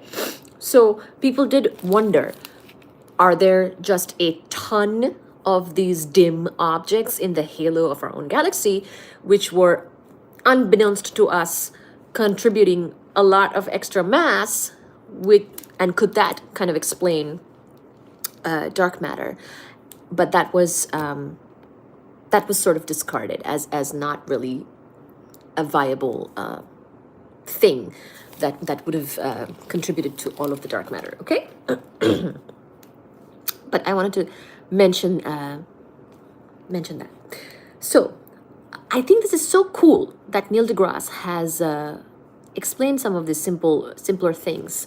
So the outer gaseous layers of a brown dwarf are so cool that many of the large molecules, normally destroyed in the atmospheres of hotter stars, remain alive and well within it. With such a feeble luminosity, a brown dwarf is supremely difficult to detect, requiring methods similar to those used for the detection of planets. So, by the way, sometimes you might think that you've discovered, I don't know if this really happens or not, but I assume it does. Brown dwarf luminosity can be so low, it's basically, you could actually use gravitational lensing and things like that to try to discover them. Like you're basically relying on gravitational methods to find them, possibly, because the luminosity is so low. So indeed, only in recent years have enough brown dwarfs been discovered to classify them into more than one category. The mass limit at the high end is also easy to determine. Above about 100 times that of the sun's mass, the star is so luminous that any additional mass that may want to join the star gets pushed away by the intense pressure of the star's light on the dust grains within the cloud,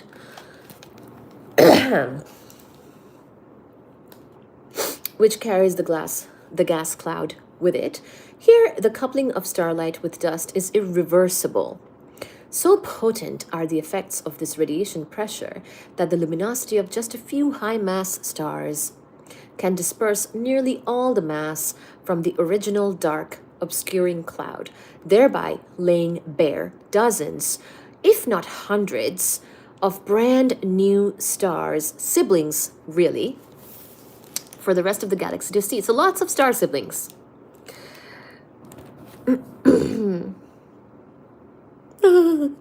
It's a little cold down here. The Great Nebula in Orion, situated just below Orion's belt, midway down his sword. So if you're familiar with Orion,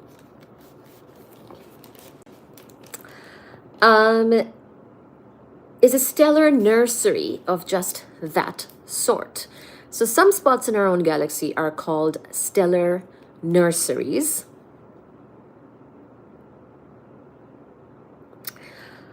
And because they're basically birthplaces for new stars, not just one, multiple, it's almost like star siblings will be made in those spots in the galaxy.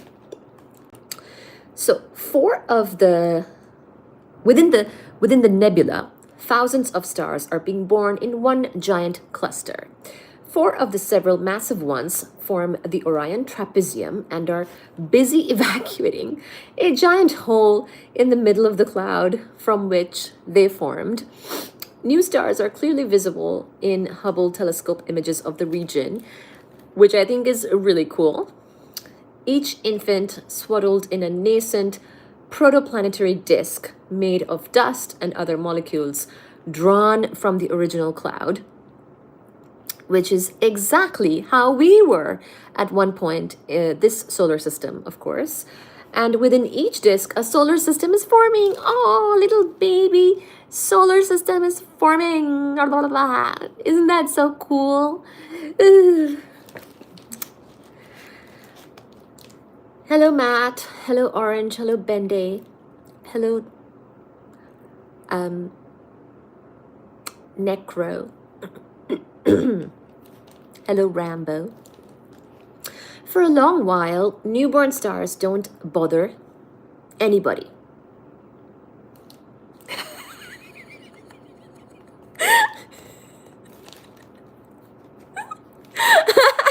I liked that message. What's more stable, a brown dwarf's gravity or this woman's mental stability?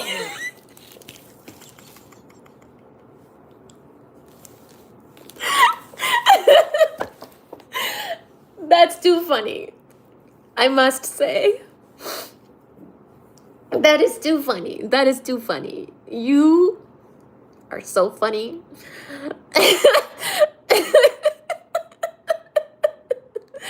Oh, I'm so cold.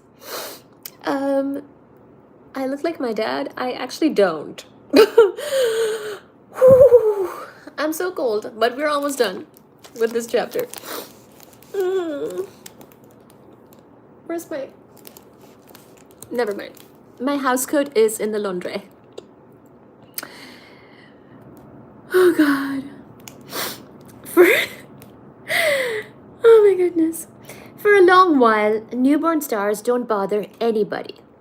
But eventually, from the prolonged, steady gravitational perturbations of enormous passing clouds, the cluster ultimately falls apart, its members scattering into the general pool of stars in the galaxy. The low-mass stars live practically forever.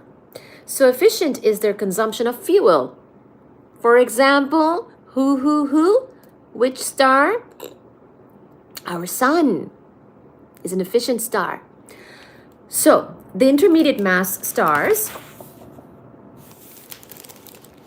low mass is even more low mass than the sun.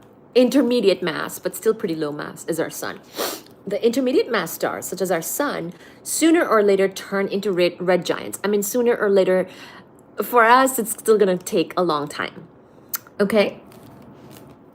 Expanding 100-fold in size as they march toward death. Their outermost gaseous layers become so tenuously connected to the star that they drift into space, exposing the spent nuclear fuels that powered their 10 billion year lives.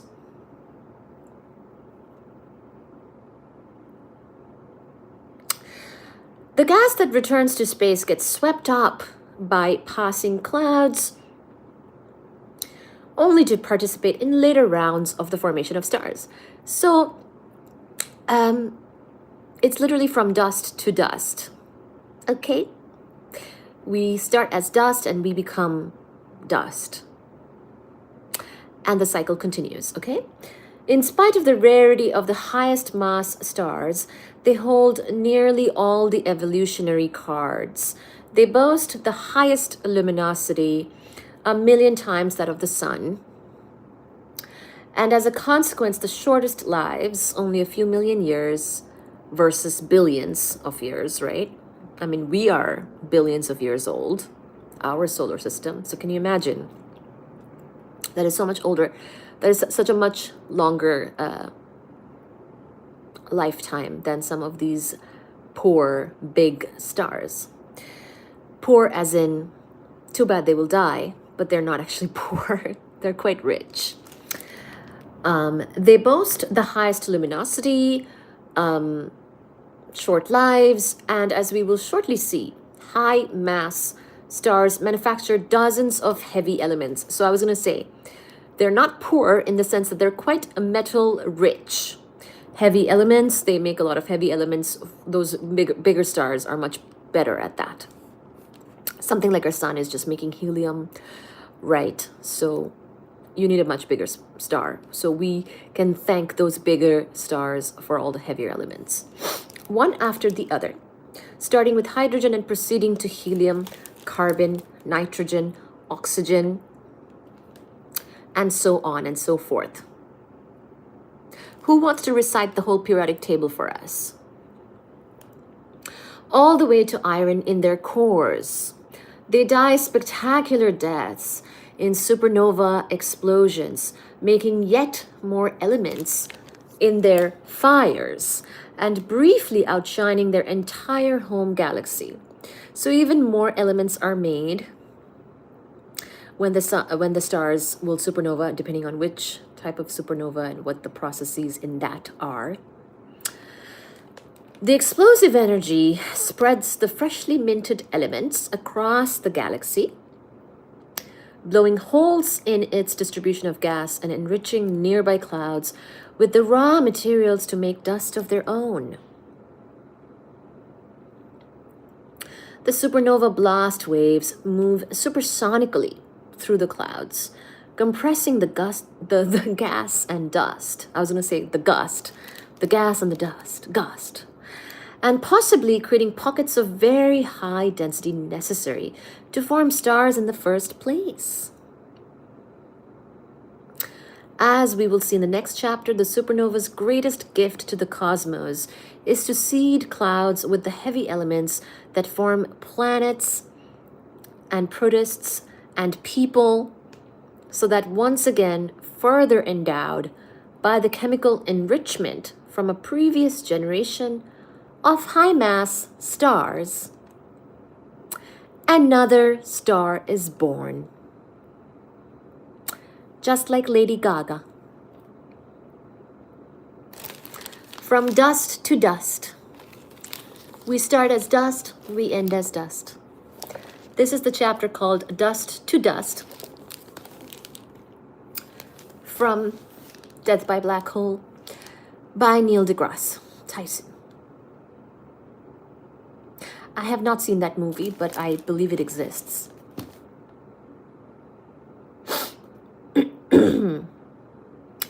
This kind of science is poetic, isn't it?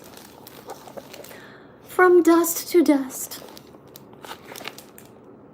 Okay, tomorrow night we're going to talk about the next chapter, which I think will also be quite nice and poetic. And it will be called Forged in the Stars. Is it in my stars? People say. That will be discussed tomorrow night.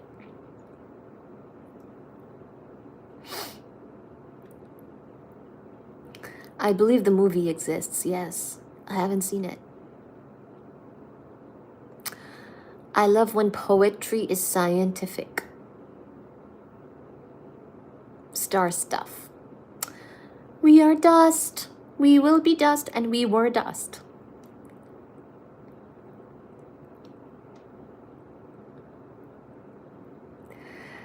Thank you. Thank you, everybody.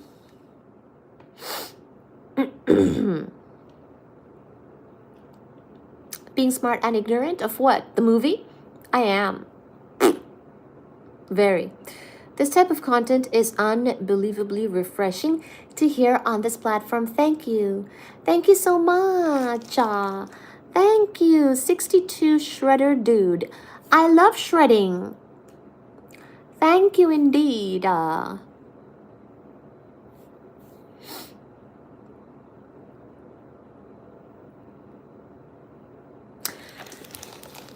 One last quiz question. Quiz question. You make desserts? Asking Nigel. Hello, Andrew.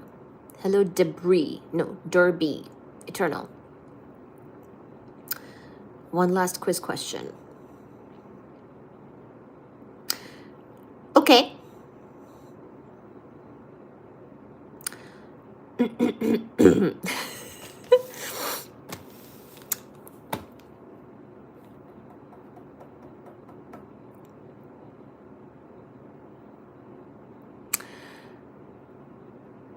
Who? No. You know what? That's a boring question. I was going to ask. No. No. Not that one. What did Einstein win the Nobel Prize for?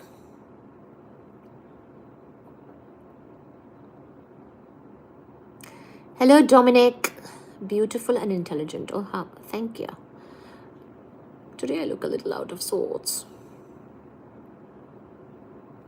Yes! I love it. Eternal is correct. Photoelectric effect. So they did not give it to him for relativity because they didn't understand relativity. Einstein gave us lots of things in 1905, special relativity being one of them. And then, of course, he worked on general relativity as well afterwards. But some people don't know that he won the Nobel Prize for the photoelectric effect, which was just one of the things that he gave us in that very productive year of his in 1905. So he got the Nobel Prize for that. Very good.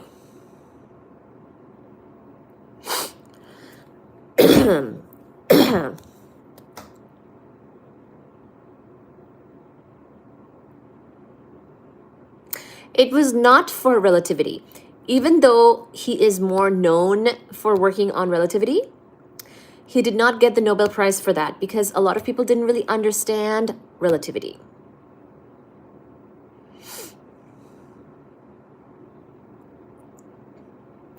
So he did get it for the photoelectric effect, like Eternal has answered.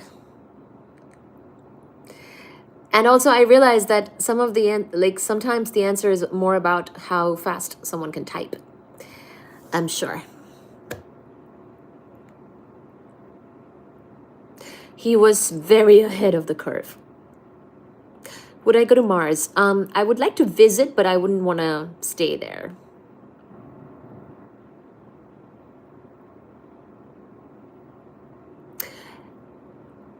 Yay! Thank you, Andrew. Please like, share, and subscribe so you can come back to our live streams and shorts and clips. We post a lot of different videos, shorts, clips, lives, things like that. Please do subscribe and share and all that good stuff. Really appreciate it. Really helps us out. And good to see you again and again at the lives. Really helps to form this community and talk to everybody.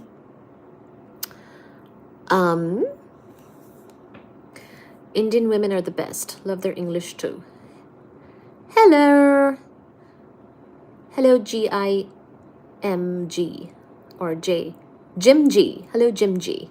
Hello, Elijah. So, One more question.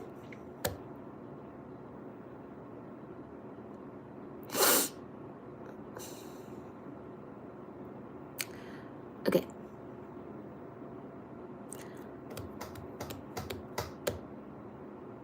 There's a lot of good questions.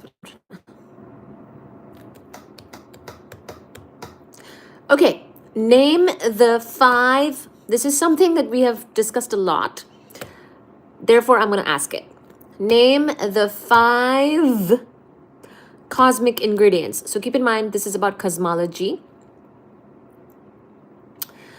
So hint, hint, I'm not asking about the elements, because the elements in cosmology would be under baryons, and that's just one of the ingredients. So name the 5 cosmic ingredients. What is everything in the cosmos made of?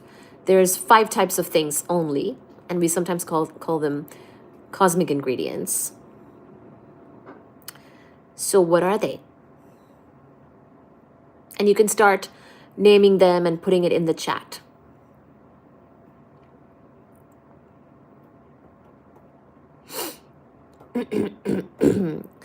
If I had unlimited technology, I still probably wouldn't want to be on Mars. The summers are kind of cold there. I really like Earth, guys. We actually did a... So don't say particles. Particles is too... Yes, so something like what Eternal is saying. Baryons, good, good. Baryons, dark matter, dark energy. You've got 3 out of the 5. Baryons, dark matter, dark energy. Radiation, I'll count that radiation. Photons, we'll say photons for that one. What's the 5th one? What's the 5th one that does not fall under what you said so far? So Eternal has done a good job of listing quite a few of them. The 5 cosmic ingredients. So think much more generally. In the entire cosmos, entirety of the cosmos, what are the 5 ingredients? Not just elements, not just hydrogen, helium, because those would be all under baryons, just the one little grouping of them in cosmology. Shouldn't we say bosons instead of photons because it includes gluons too? Sure. But photons are a more substantial ingredient, I would say. And also photons played a big role in the beginning, so.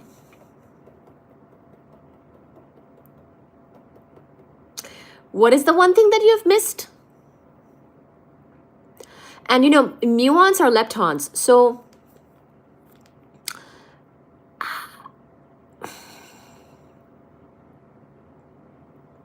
also think like a stable cosmic ingredient.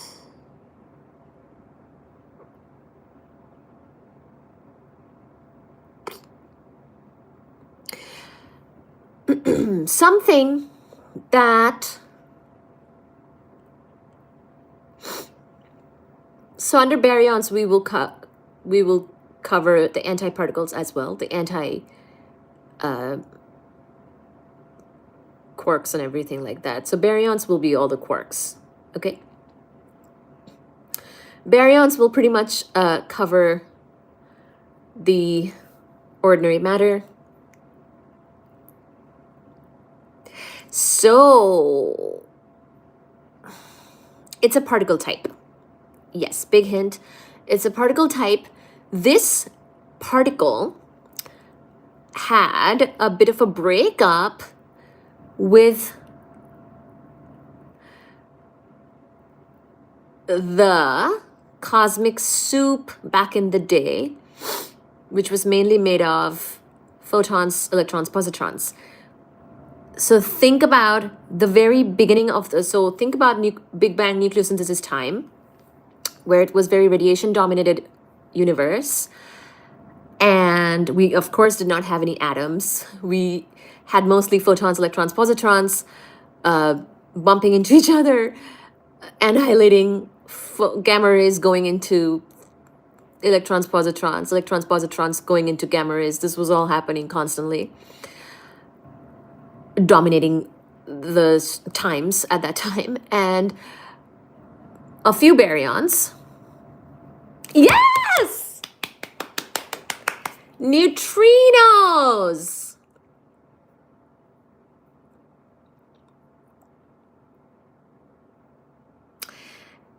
Neutrinos were part of that mix too. And because of expansion, which of course we say expansion as in something is causing expansion, so we call that dark energy, which Eternal already mentioned. So Eternal had already given us 4 of the 5 ingredients. Eternal said dark energy, dark matter, photons, and baryons. There was a 5th one, and that's the neutrino. So back in the day, and neutrino is a different kind of particle than, of course, the baryons, and we kind of put it in a different category because it's also about the things that each of those category of particle or thing was doing, right? So neutrinos were part of the mix, but then because of the expansion of the universe, at one point it kind of breaks up with the cosmic soup and has a little bit of a different evolution. So, and then of course neutrinos are important. Neutrinos are part of like almost every nuclear reaction. They're made a lot in stars. They, depending on their energy, can go through things very easily. They're going through the earth all the time, from the ones that are made in the sun. So yes, neutrinos is the 5th ingredient. So somebody got it. So the cosmic soup was dominated by photons, electrons, positrons. Now, of course, electrons, positrons are leptons, and lepton family of particles also contain the neutrinos, but the neutrinos had a different story than the electrons, positrons, and therefore we must consider them separately. And they're quite different than electrons, of course, because, I mean, they are not charged, they are weakly interacting. So even though they fall under the lepton family in particle physics, they kind of have a different story, and of course they're kind of different. Now at the same time, I will say, remember, in terms of unifying the forces, electromagnetism and weak nuclear force, they are more easily unified, especially in those types of conditions, electroweak theory, right? So in that sense, neutrinos are not so different, or you know what I mean, like neutrinos do have a kind of a connection with electrons and positrons in that sense. But at some point in our evolution, they kind of broke apart from how things were progressing. So those are the 5 cosmic ingredients, and we have mentioned them, we've talked about them. You should definitely check out our cosmology lives. We have talked a lot about these types of things. There are more details and a lot of really interesting facts and explanations. So once again, dark energy is the biggest contributor to the energy density of the universe. Then dark matter, baryons, and then photons and neutrinos. Now, it wasn't always like this. The universe has also evolved to be more matter dominated. And at this point, it's more dark energy dominated, because in the beginning, it was radiation dominated. So that's the other thing to keep in mind, is that the universe has not stayed the same, of course.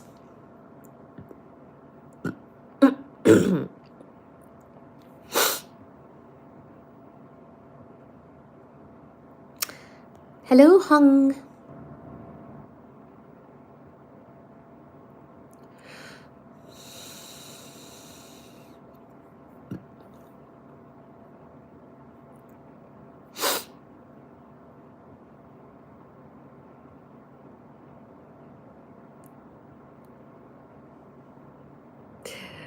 That's interesting.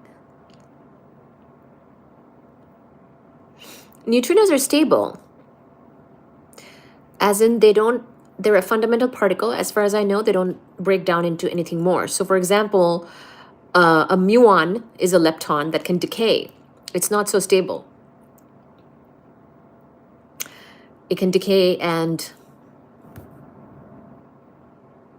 become electron and a neutrino or something like that. But basically, so tau, so the leptons are electrons, muons, taus, electron, neutrino, muon, neutrino, tau, neutrino. So there's like 3 flavors of neutrinos and 3 flavors of the charged leptons. So electrons, muons, and taus.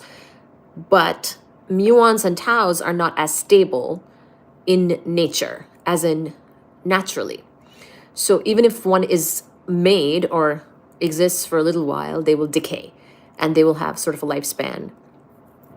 Whereas an electron can just chill forever if it's allowed to, unless, you know, it annihilates with a positron and makes a photon or something. You know what I mean? Like, so naturally electrons can exist for stable, like neutrinos can do the same.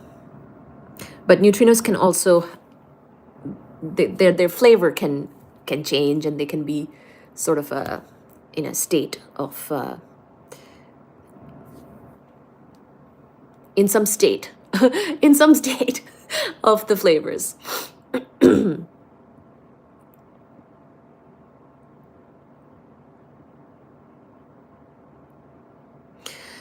Nobody knows what dark matter. Right. So dark matter is a research topic. And at one point we talked about the dark matter candidates that people thought of when dark matter was sort of, you know, getting discovered, and people were realizing that there is this extra not understood invisible matter. I find it, even though it might not be the latest and greatest research, I find it useful to talk about the dark matter candidates from that textbook, for example, because it sort of shows you the reasoning and the background in order to be able to understand the importance of dark matter. You ever get into quantum? Yes, we talk about quantum mechanics a lot on the channel. We have talked about a lot of quantum mechanics, particle physics as well.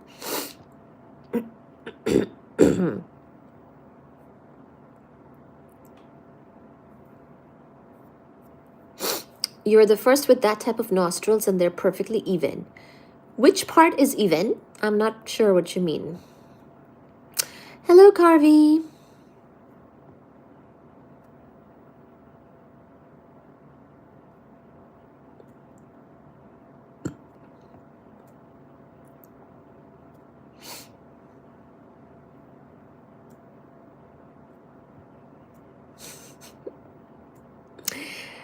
Like, share, and subscribe.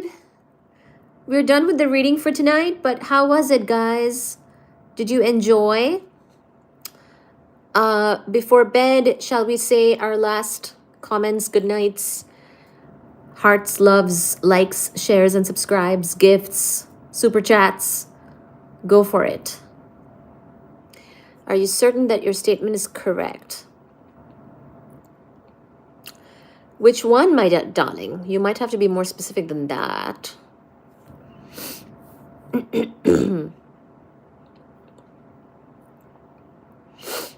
Chemistry and matter study.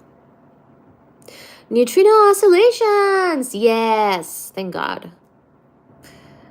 You said it. How is one certain that God does not exist?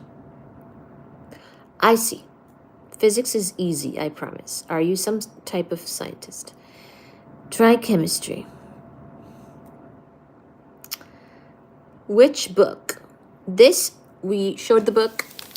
By the way, guys, if you're just now joining, you should rewind and see the full live, thank you so much for joining, and please do rewind.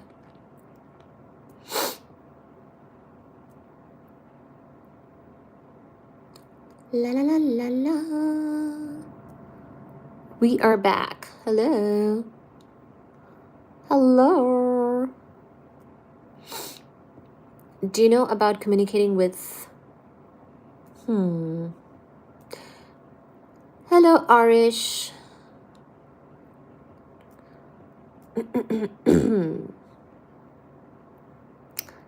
Relaxing read.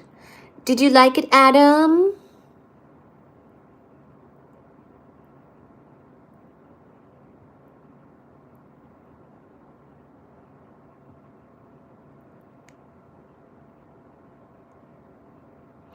The universe is too organized to believe nothing created us. Okay.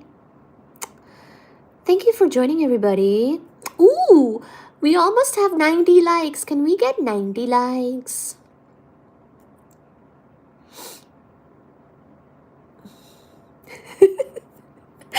Now I'm looking at my nostrils. When you look up at your nostrils, they're perfectly even. Are they not for everybody? What do you mean even? God is real and he loves you. Oh, thank you. Thank you, universe. And thank you, God.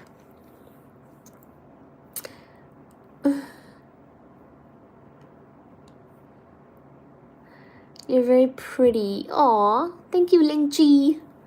Thank you, Ling Ji. I hope that it's been so snowy and cold here. I missed the gym today. When I go to the gym, I feel more fresh, and I like shower at the gym, and I'm like already good to go. I feel like I've had a few less fresh days because it's been so cold and snowy. I did shower tonight, so you know I've already showered. But thank you for the encouraging words, Ling Chi. This will encourage me to go to the gym tomorrow and show up even more refreshed for you guys to talk about stars and dust to dust by Neil deGrasse. Praying to Buddha. Hello from Alabama. Alabama. Hello. Hello, Terry. Can we get 100 likes? Are you Indian, ma'am? Hello, Arish. All religions contain pieces of truth. Where are you from? Symmetry is good.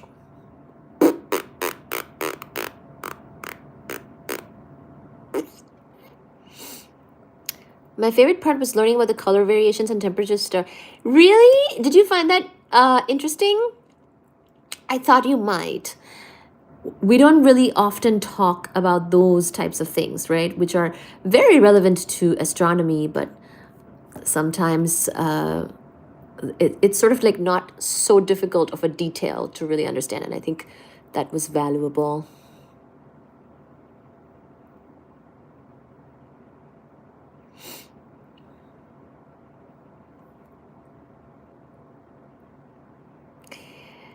Favorite part of your gym workout?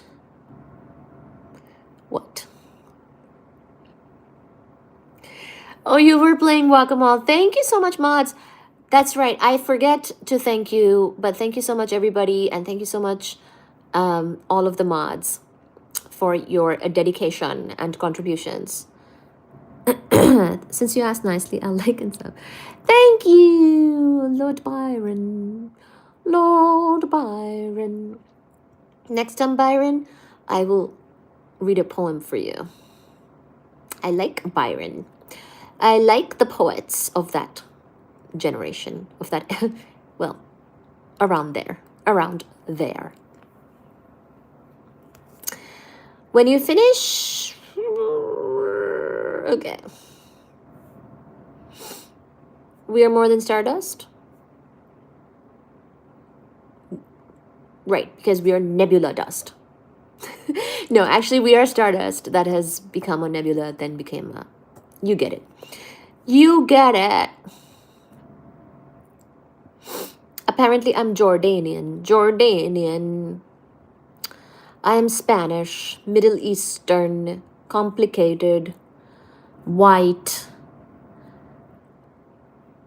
a desert hoodie. And then there was light. Hello, Marty. Hello, Hung Wen. Hung Wen. Hello, DR. Can we get 100 likes, please? How tall are you? What? Very beautiful, Arani. Oh, thank you. Which one is your favorite poem? We will start there.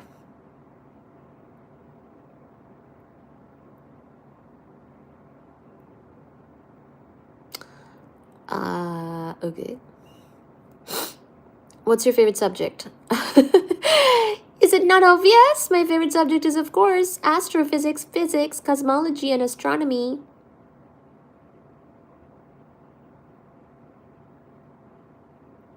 Sorry, I was reading a comment.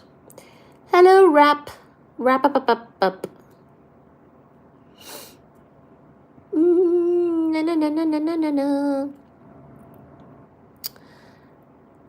The matter we are composed of. Edgar Allan Poe. Arani? Queen? You're the smart cosmic girl. I love it! I love that you recognize me as the smart cosmic girl. Thank you, Tainted Town Music. You have made my night, my day, my year. Quasar Oh my god, I made a dent in my head. What the frick? My forehead has a dent now. Electric universe theory. Learning more than you expected. What's a physics live without talking about God as well, right? There's always going to be a few people bringing in spirituality, religion, and that's okay. It's fine. Why not? Go for it. I feel like the biggest physicists had to always deal with that in the discussions. And there's, it is what it is. Nothing wrong with it, I suppose.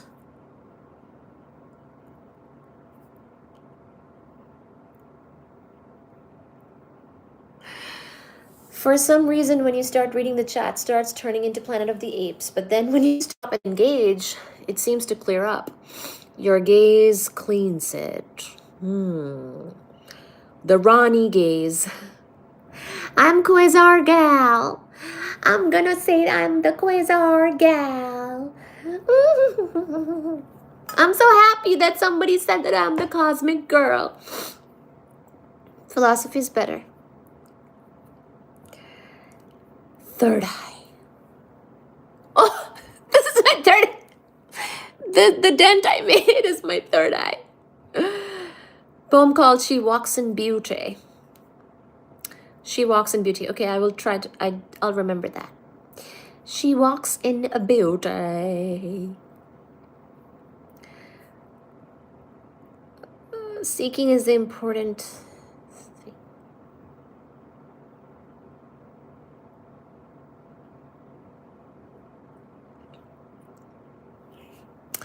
I've made a cosmic dent. Can we get 100 likes? Can we get 100 likes? 100 likes? 100 likes? La la la la la la la la la la la. You're the mystical physics gal. We're the winners. Jesus loves you and he died for you on the cross. Thank you, Jesus.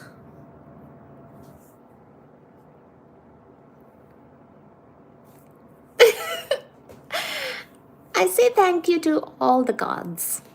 Jesus included, although I'm told that Jesus was not God but the Son of God. Is that right? I'm still learning Christianity.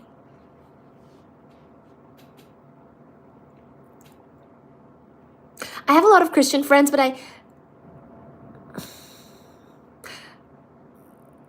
they don't always tell me.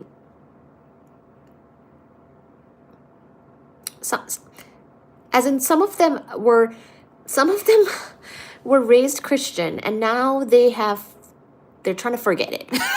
So I was not raised Christian, so to me is new knowledge.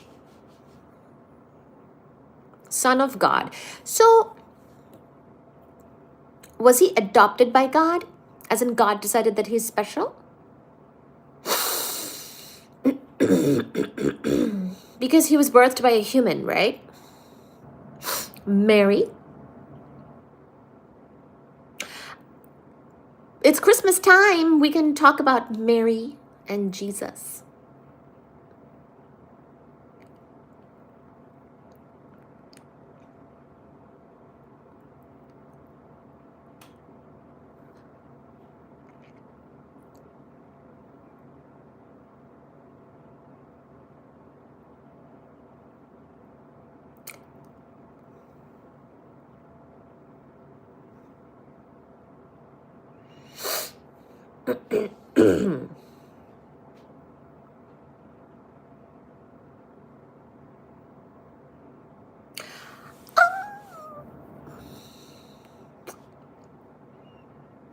I should ask you guys about Jesus. You guys know so much more about Jesus than hydrogen and helium. Maybe you can tell me. Jesus is God revealed in the flesh. Oh, okay. God's incarnation. Son and Father are not literal. Oh, they're not literal Son and Father. Okay. As in, Mary gave birth to Jesus. The human form of that God. Got it.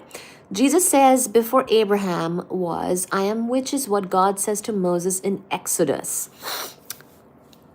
Remind me, who is Moses again?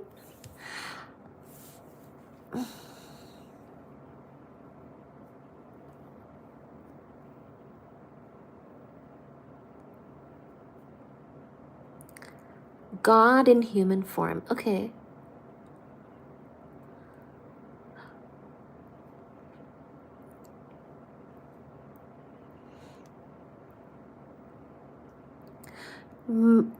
Moses is the guy who parted the Red Sea. I know that.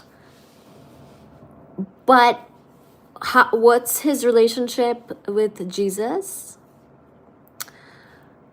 So Moses was an Egyptian who saved the Abrahamic religions from going extinct. So I know about the parting of the... Oh my God, I spat. I know about the Red Sea parting, but I've forgotten, or maybe I wasn't told in the first place. There's no relationship with Jesus. He is from before Jesus. Moses was from Old Testament. Thank you for your support in the LGBTQ community.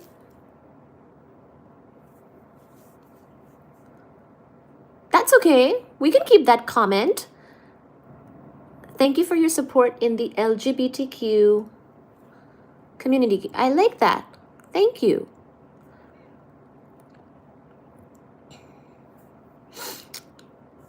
Oh, thank you, Flora Eterna, $2. Thank you so much. Flora is saying Jesus is a cutie. I'm sure. And his birthday is soon, right? Was he born on the 25th or the 24th? Probably the 5th, right? 25th? He wrote... Okay, wait. I don't think I understand about Moses. Moses was from the Old Testament. Got it. So was Moses Egyptian or was he Jewish? I feel like he was Jewish, right? So God also spoke to Moses. Okay. And so that is followed by the Jewish people. Do they recognize Moses but not Jesus? What's Hanukkah about? Isn't today Hanukkah 15th of December, or was? Happy Hanukkah, guys, if you celebrate. I don't know much about this at all. But happy Hanukkah if you celebrate.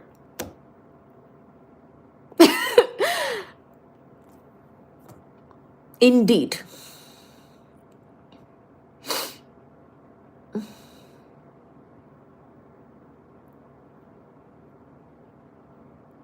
LGBTQIA plus. That's the full thing. LGBTQIA plus. And we can talk about that too. Why not? We're talking about everything tonight, including Jesus, Moses, and LGBTQA plus. No one can share the truth, only share the message. God could not be loving. Thank you, Lord Byron, for this happy poop. It's most needed. Can't throw random addition symbols with nothing after it and expect me to join along. Well, okay. Fine. Moses is a Jewish jewelry salesman in Manhattan? Really? There's a Moses there? Aw, I believe it.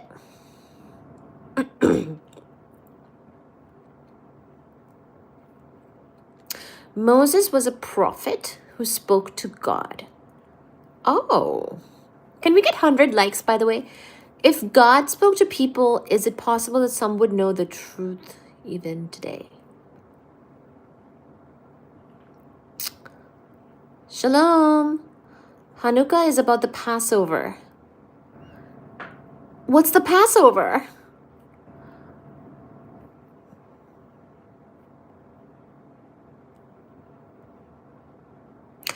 I'm Italian.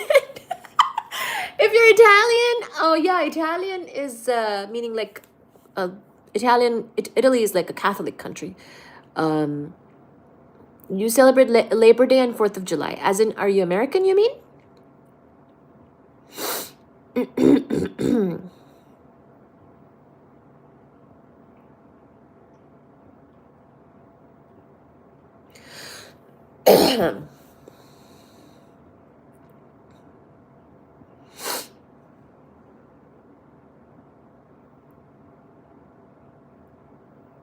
Can we get 100 likes?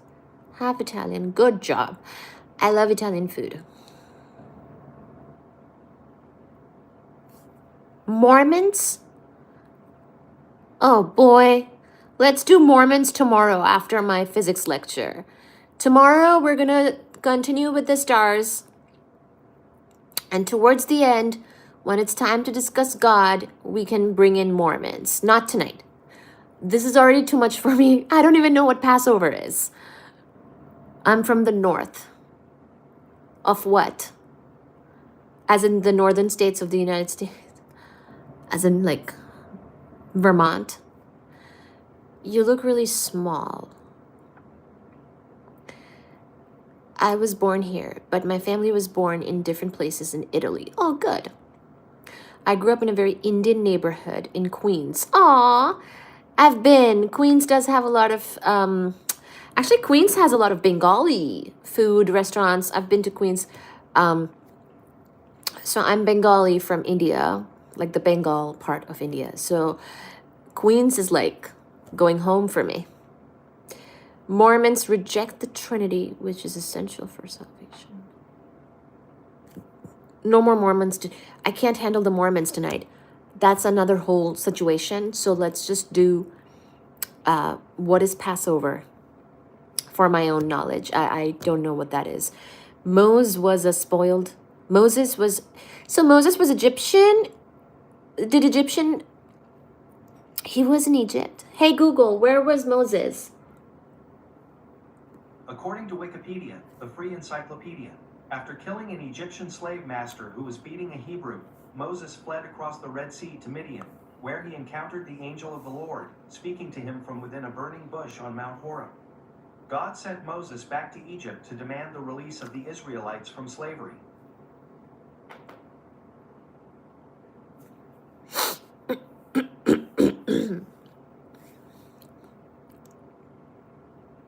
That's a lot of information.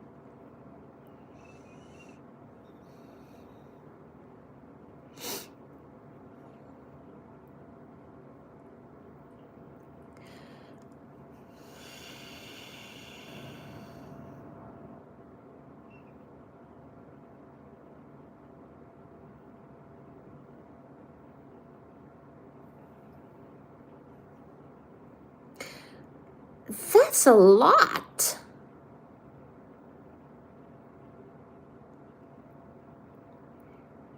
He did what?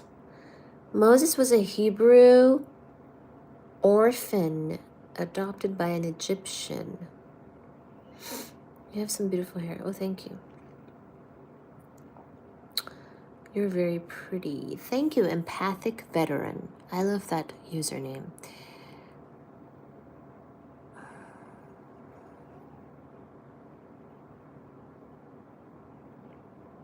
So Moses was sent to Israel to free Israel people? I didn't know that. Gosh, well, there is definitely a lot I don't know about religion and Moses, for sure. I heard a couple things. So why do I know more about Jesus? I think after coming to the US, I've met more Christians. Hello, Baji. And so I know maybe a couple things about that, but I really did not know about Moses much other than the Red Sea thing. Or maybe I saw some clips in my childhood and I forgot what the story was. Like, I was interested in knowing what the story is. Moses never even went to Israel. Wasn't he supposed to?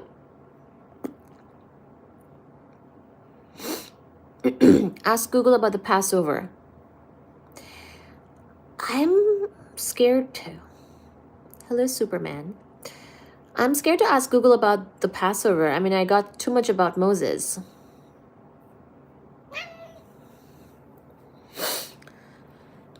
Of course. Here is my Baba not Fuji, Baji. This is Baji baby. Hello. Hello, Baji baby has been getting little mew mews. Baji baby, Baji baby. Baji baby is saying mew mew, Baba. He was sent to free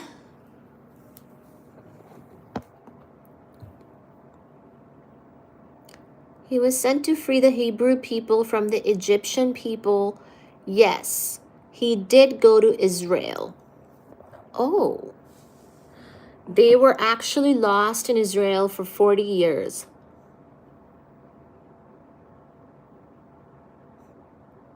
I certainly don't know much about theology. I do know about cosmology.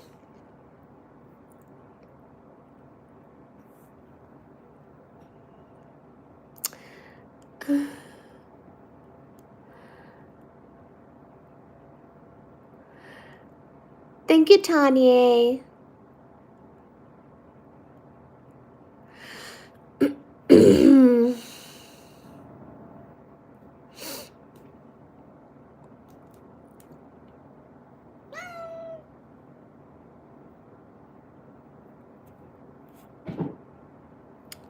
Thank you for the likes. Can we get 100 likes?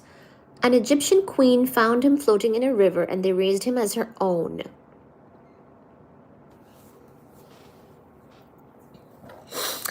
We got 100 likes. Okay, guys, We will say good night soon. If you want to send any last good nights, comments, chats, messages, whatever else is, do so now.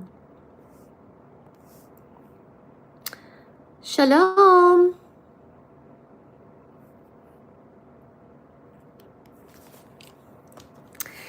Thank you everybody for joining and for sharing your knowledge.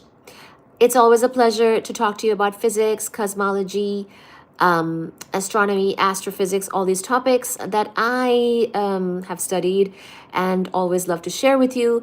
But also tonight I learned a few things about Jesus and Moses, for which I'm thankful. Always great to learn about what you have to share as well. So thank you indeed for sharing, and thank you indeed for being here. Please do like, share, and subscribe, and share the channel with your brothers, with your sisters, with your forefathers, with your grandmothers, when you're doing another live stream. Tomorrow night, indeed, we will be back with another live, and Baji, and my children, and the books, and we will continue with the star stuff. Dust to dust discussion. Hello, Baji Shona. Kole ashbe babu? Kole ashbe Shona. Come, baby. Come, baby Baji. The kids are cats. When you're doing another live stream tomorrow night. Tomorrow evening, indeed, we will be back with another live. Moses is today's Yedzi. Good night. Sleep tight.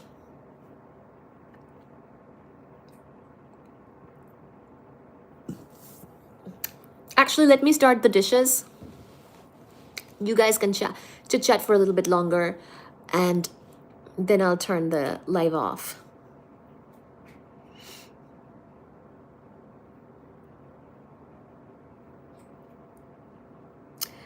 Good night, Grady. Good night, Hung Win. Good night, Ronnie. Aw. Nighty night, all.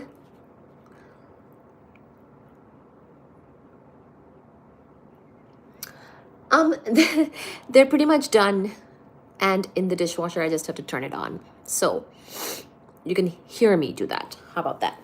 You can hear me do that. Thank you, Tanya. Thank you, everybody.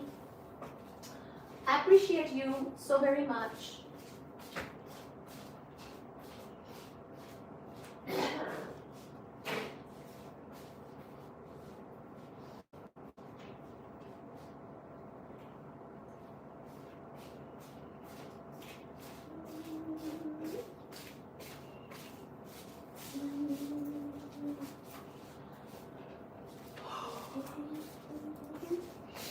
I'm wearing my very warm coat.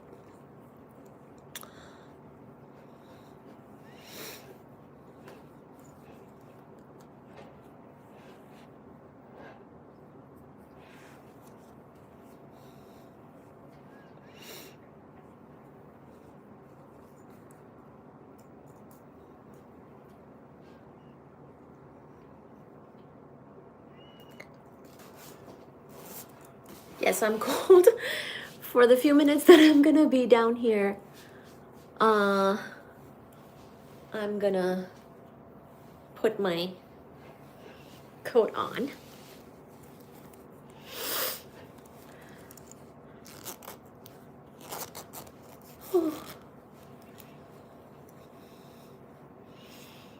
It is so very cold. It is so very cold. Literally, I'm just gonna go upstairs with my coat on.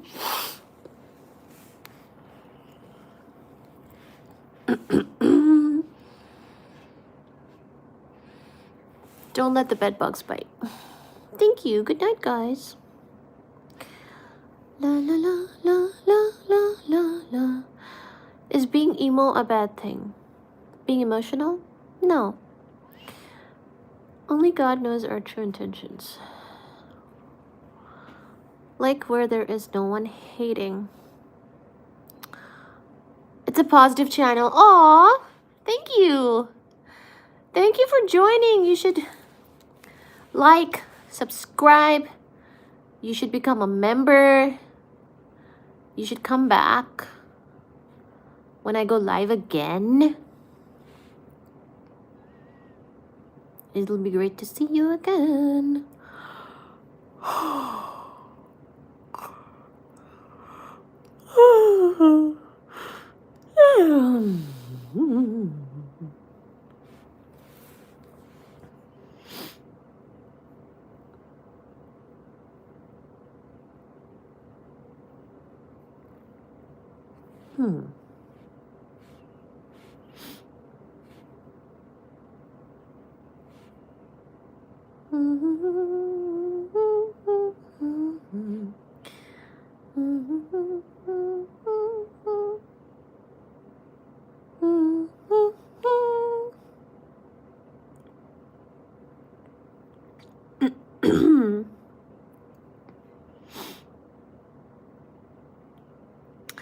Somebody said, adorable baby boy, thank you for being a good mom. Thank you.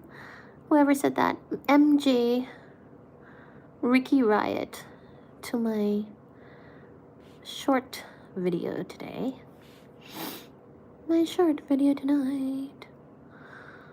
La la la la la la la la la la la la la la la la.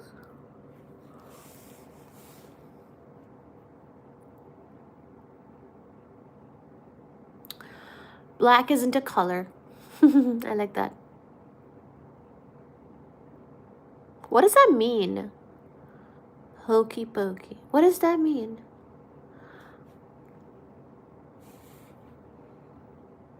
Go watch my live streams.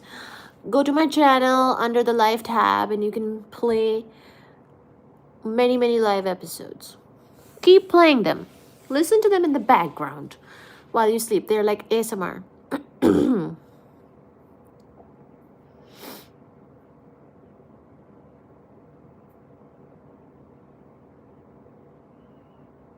Thank you.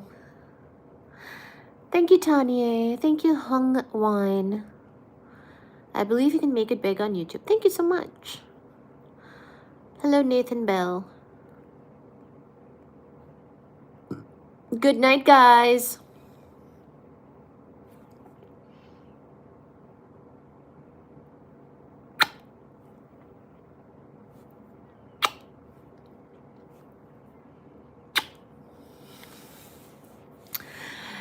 You have a very strong soul. Thank you, empathic veteran. My name is actually Tyler. Or Taylor. Hello, Taylor. Oh, a southern dance? Oh, thank goodness. Good to know. Habibi. This thing? I got this ring when I was traveling. I got a good deal on it.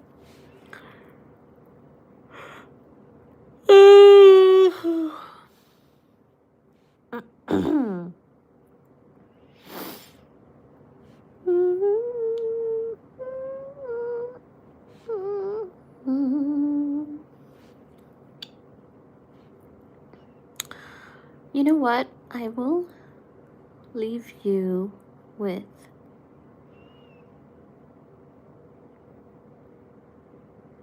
I hope everything is going well on your end and you have a great holiday season. Okay. Okay.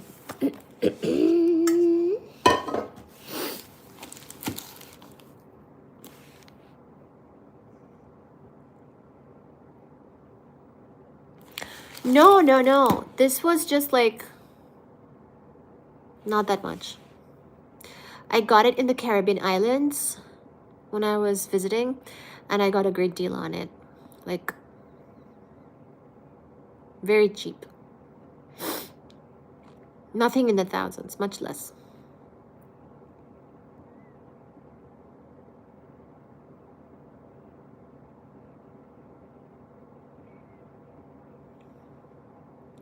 Thank you for the hearts. It is my lucky. I got the bracelet too, but it kind of broke. Like, I got the bigger ring, and then I have like a thinner bracelet, and I was swimming and it broke. I can get it fixed. When I visit the island again, I will bring it with me. They have like custom servicing, so I think they'll fix it for like free, which is really nice. People are their nicest when you're handling them with food. When you're handing them food, okay.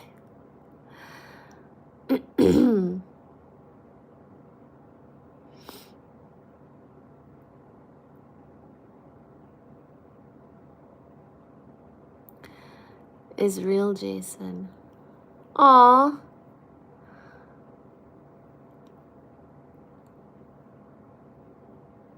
She floats. Aw.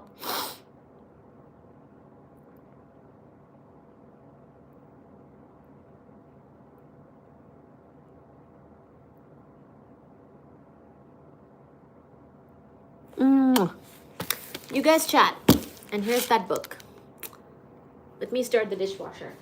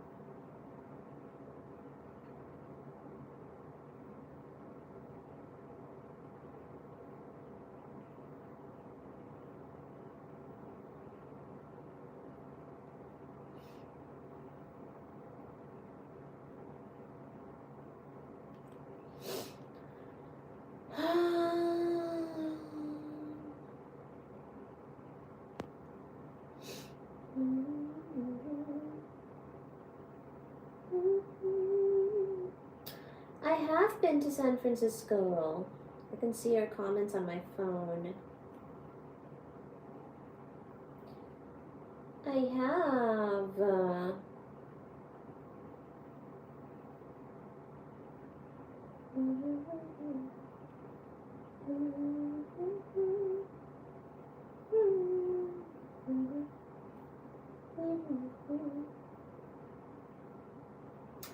Oh, thank you. Thank you, Hongwen, for the super chat.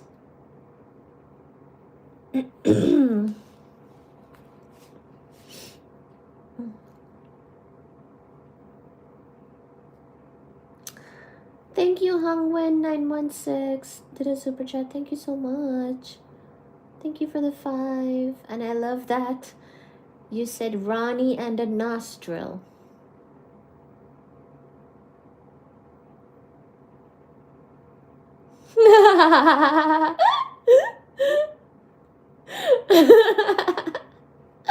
Thank you guys, much appreciate you. I do not know her. I'm one of her simps. Aw, you are a great supporter of mine. Thank you so much, Hongwen. Good way to put it. Carry on. You are too nice. So funny. So funny indeed. I mean, the people who are supporting really help to keep the channel going, you know?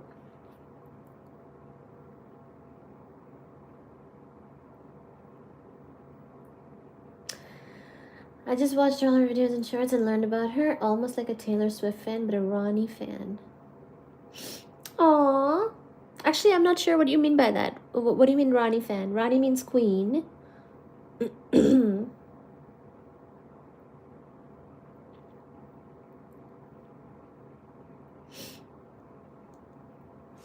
Yeah, you guys can see the cat shelves. Yeah. Thank you, Hongwen.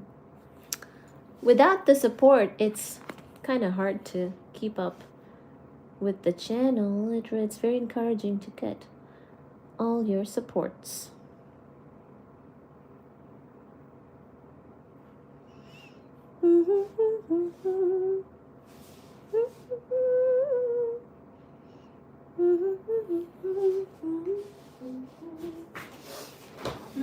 Now I will be doing the dishes.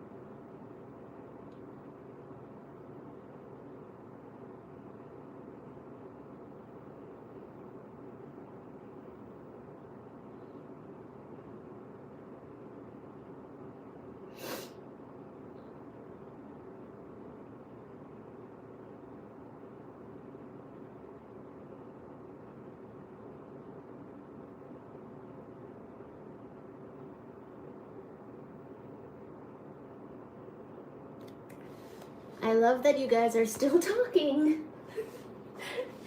And it seems like a very lively chat indeed. You should continue to continue.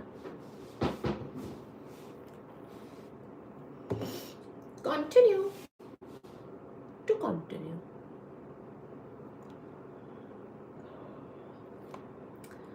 Oh yeah, when I was eating food, I saw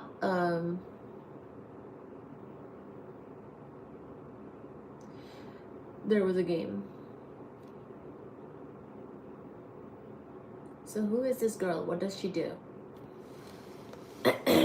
Abraham is asking. Abraham Lincoln. Abraham is asking. Who that girl?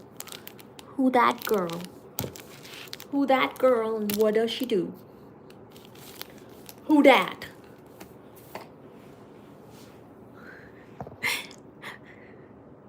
Who that? Who? There.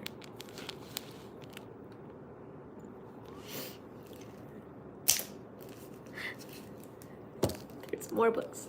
Another one. La la la la la la la la la. Amici tomar. Shudhu je tomar. Okay. Y'all thought only y'all could be creepy? That's where y'all are wrong.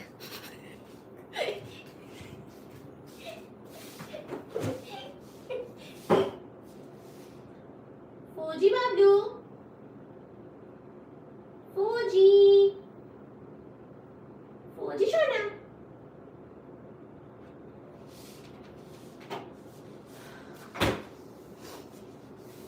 Fuji Babu.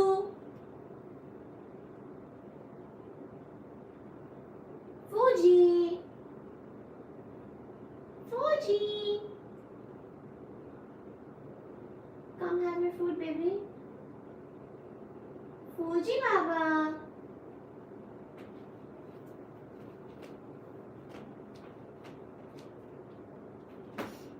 Stop coming.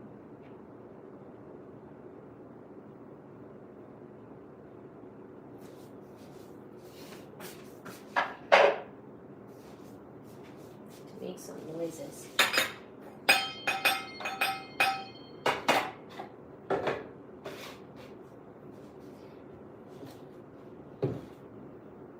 Fuji Babli.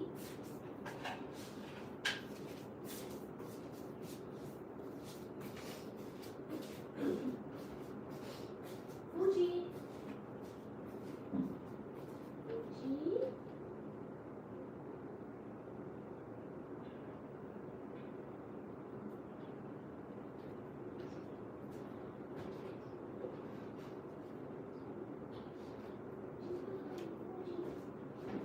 Fuji, come.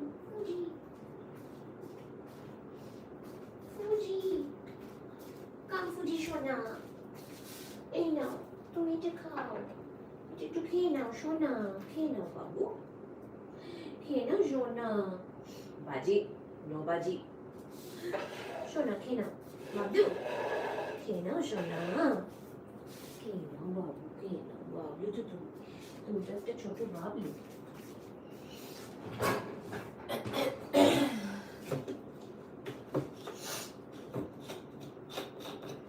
खेना बाबू বুঝি বাবা এই যে গেঞ্জি গেঞ্জি সোনা ছেলে খেয়ে নিতে হয় বাবু এ বাবা ফুজি খেয়ে নাও সোনা What is this ফুজি খেয়ে নাও বাবা তুমি তো আমার সোনা মনি তুমি তো আমার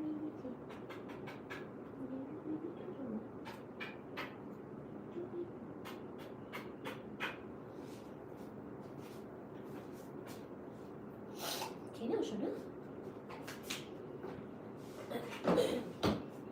তুমি এসেছো তুমি এসেছো তুমি খাও খাও করতে এসেছো খেয়ে নাও সোনা Mama's all done. Mama will come curry with you. Mama's all done.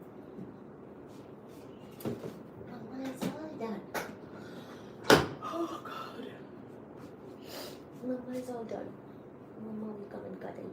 Mama will come and cuddle my Shona. My extreme Shona.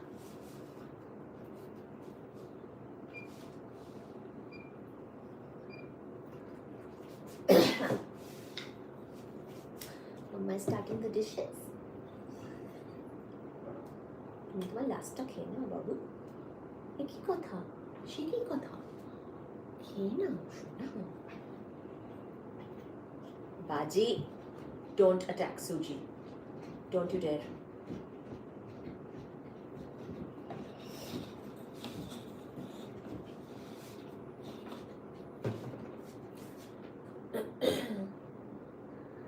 খাবি না বাবু?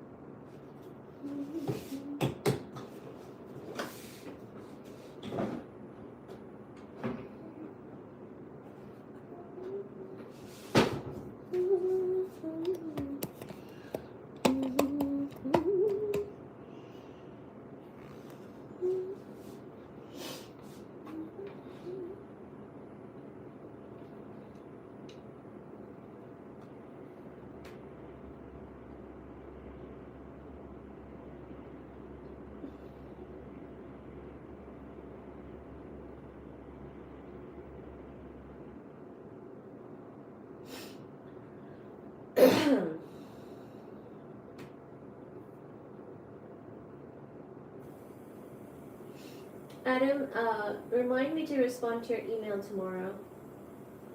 I hope you can make it to tomorrow's live as well.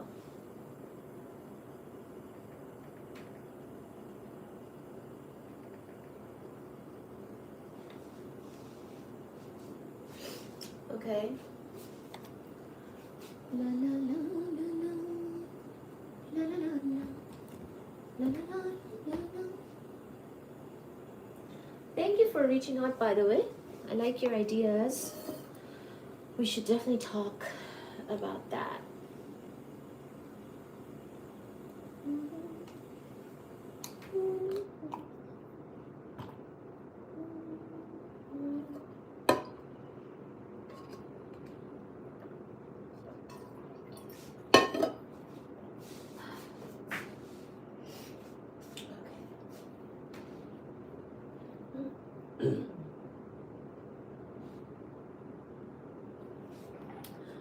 Alright guys, I'm gonna share the live one more time and then stop the stream. Thank you so much all. Good night. And well, the stream will keep going for a little bit. Have fun so much guys, and I'll see you tomorrow. Mwah. See you. Bye.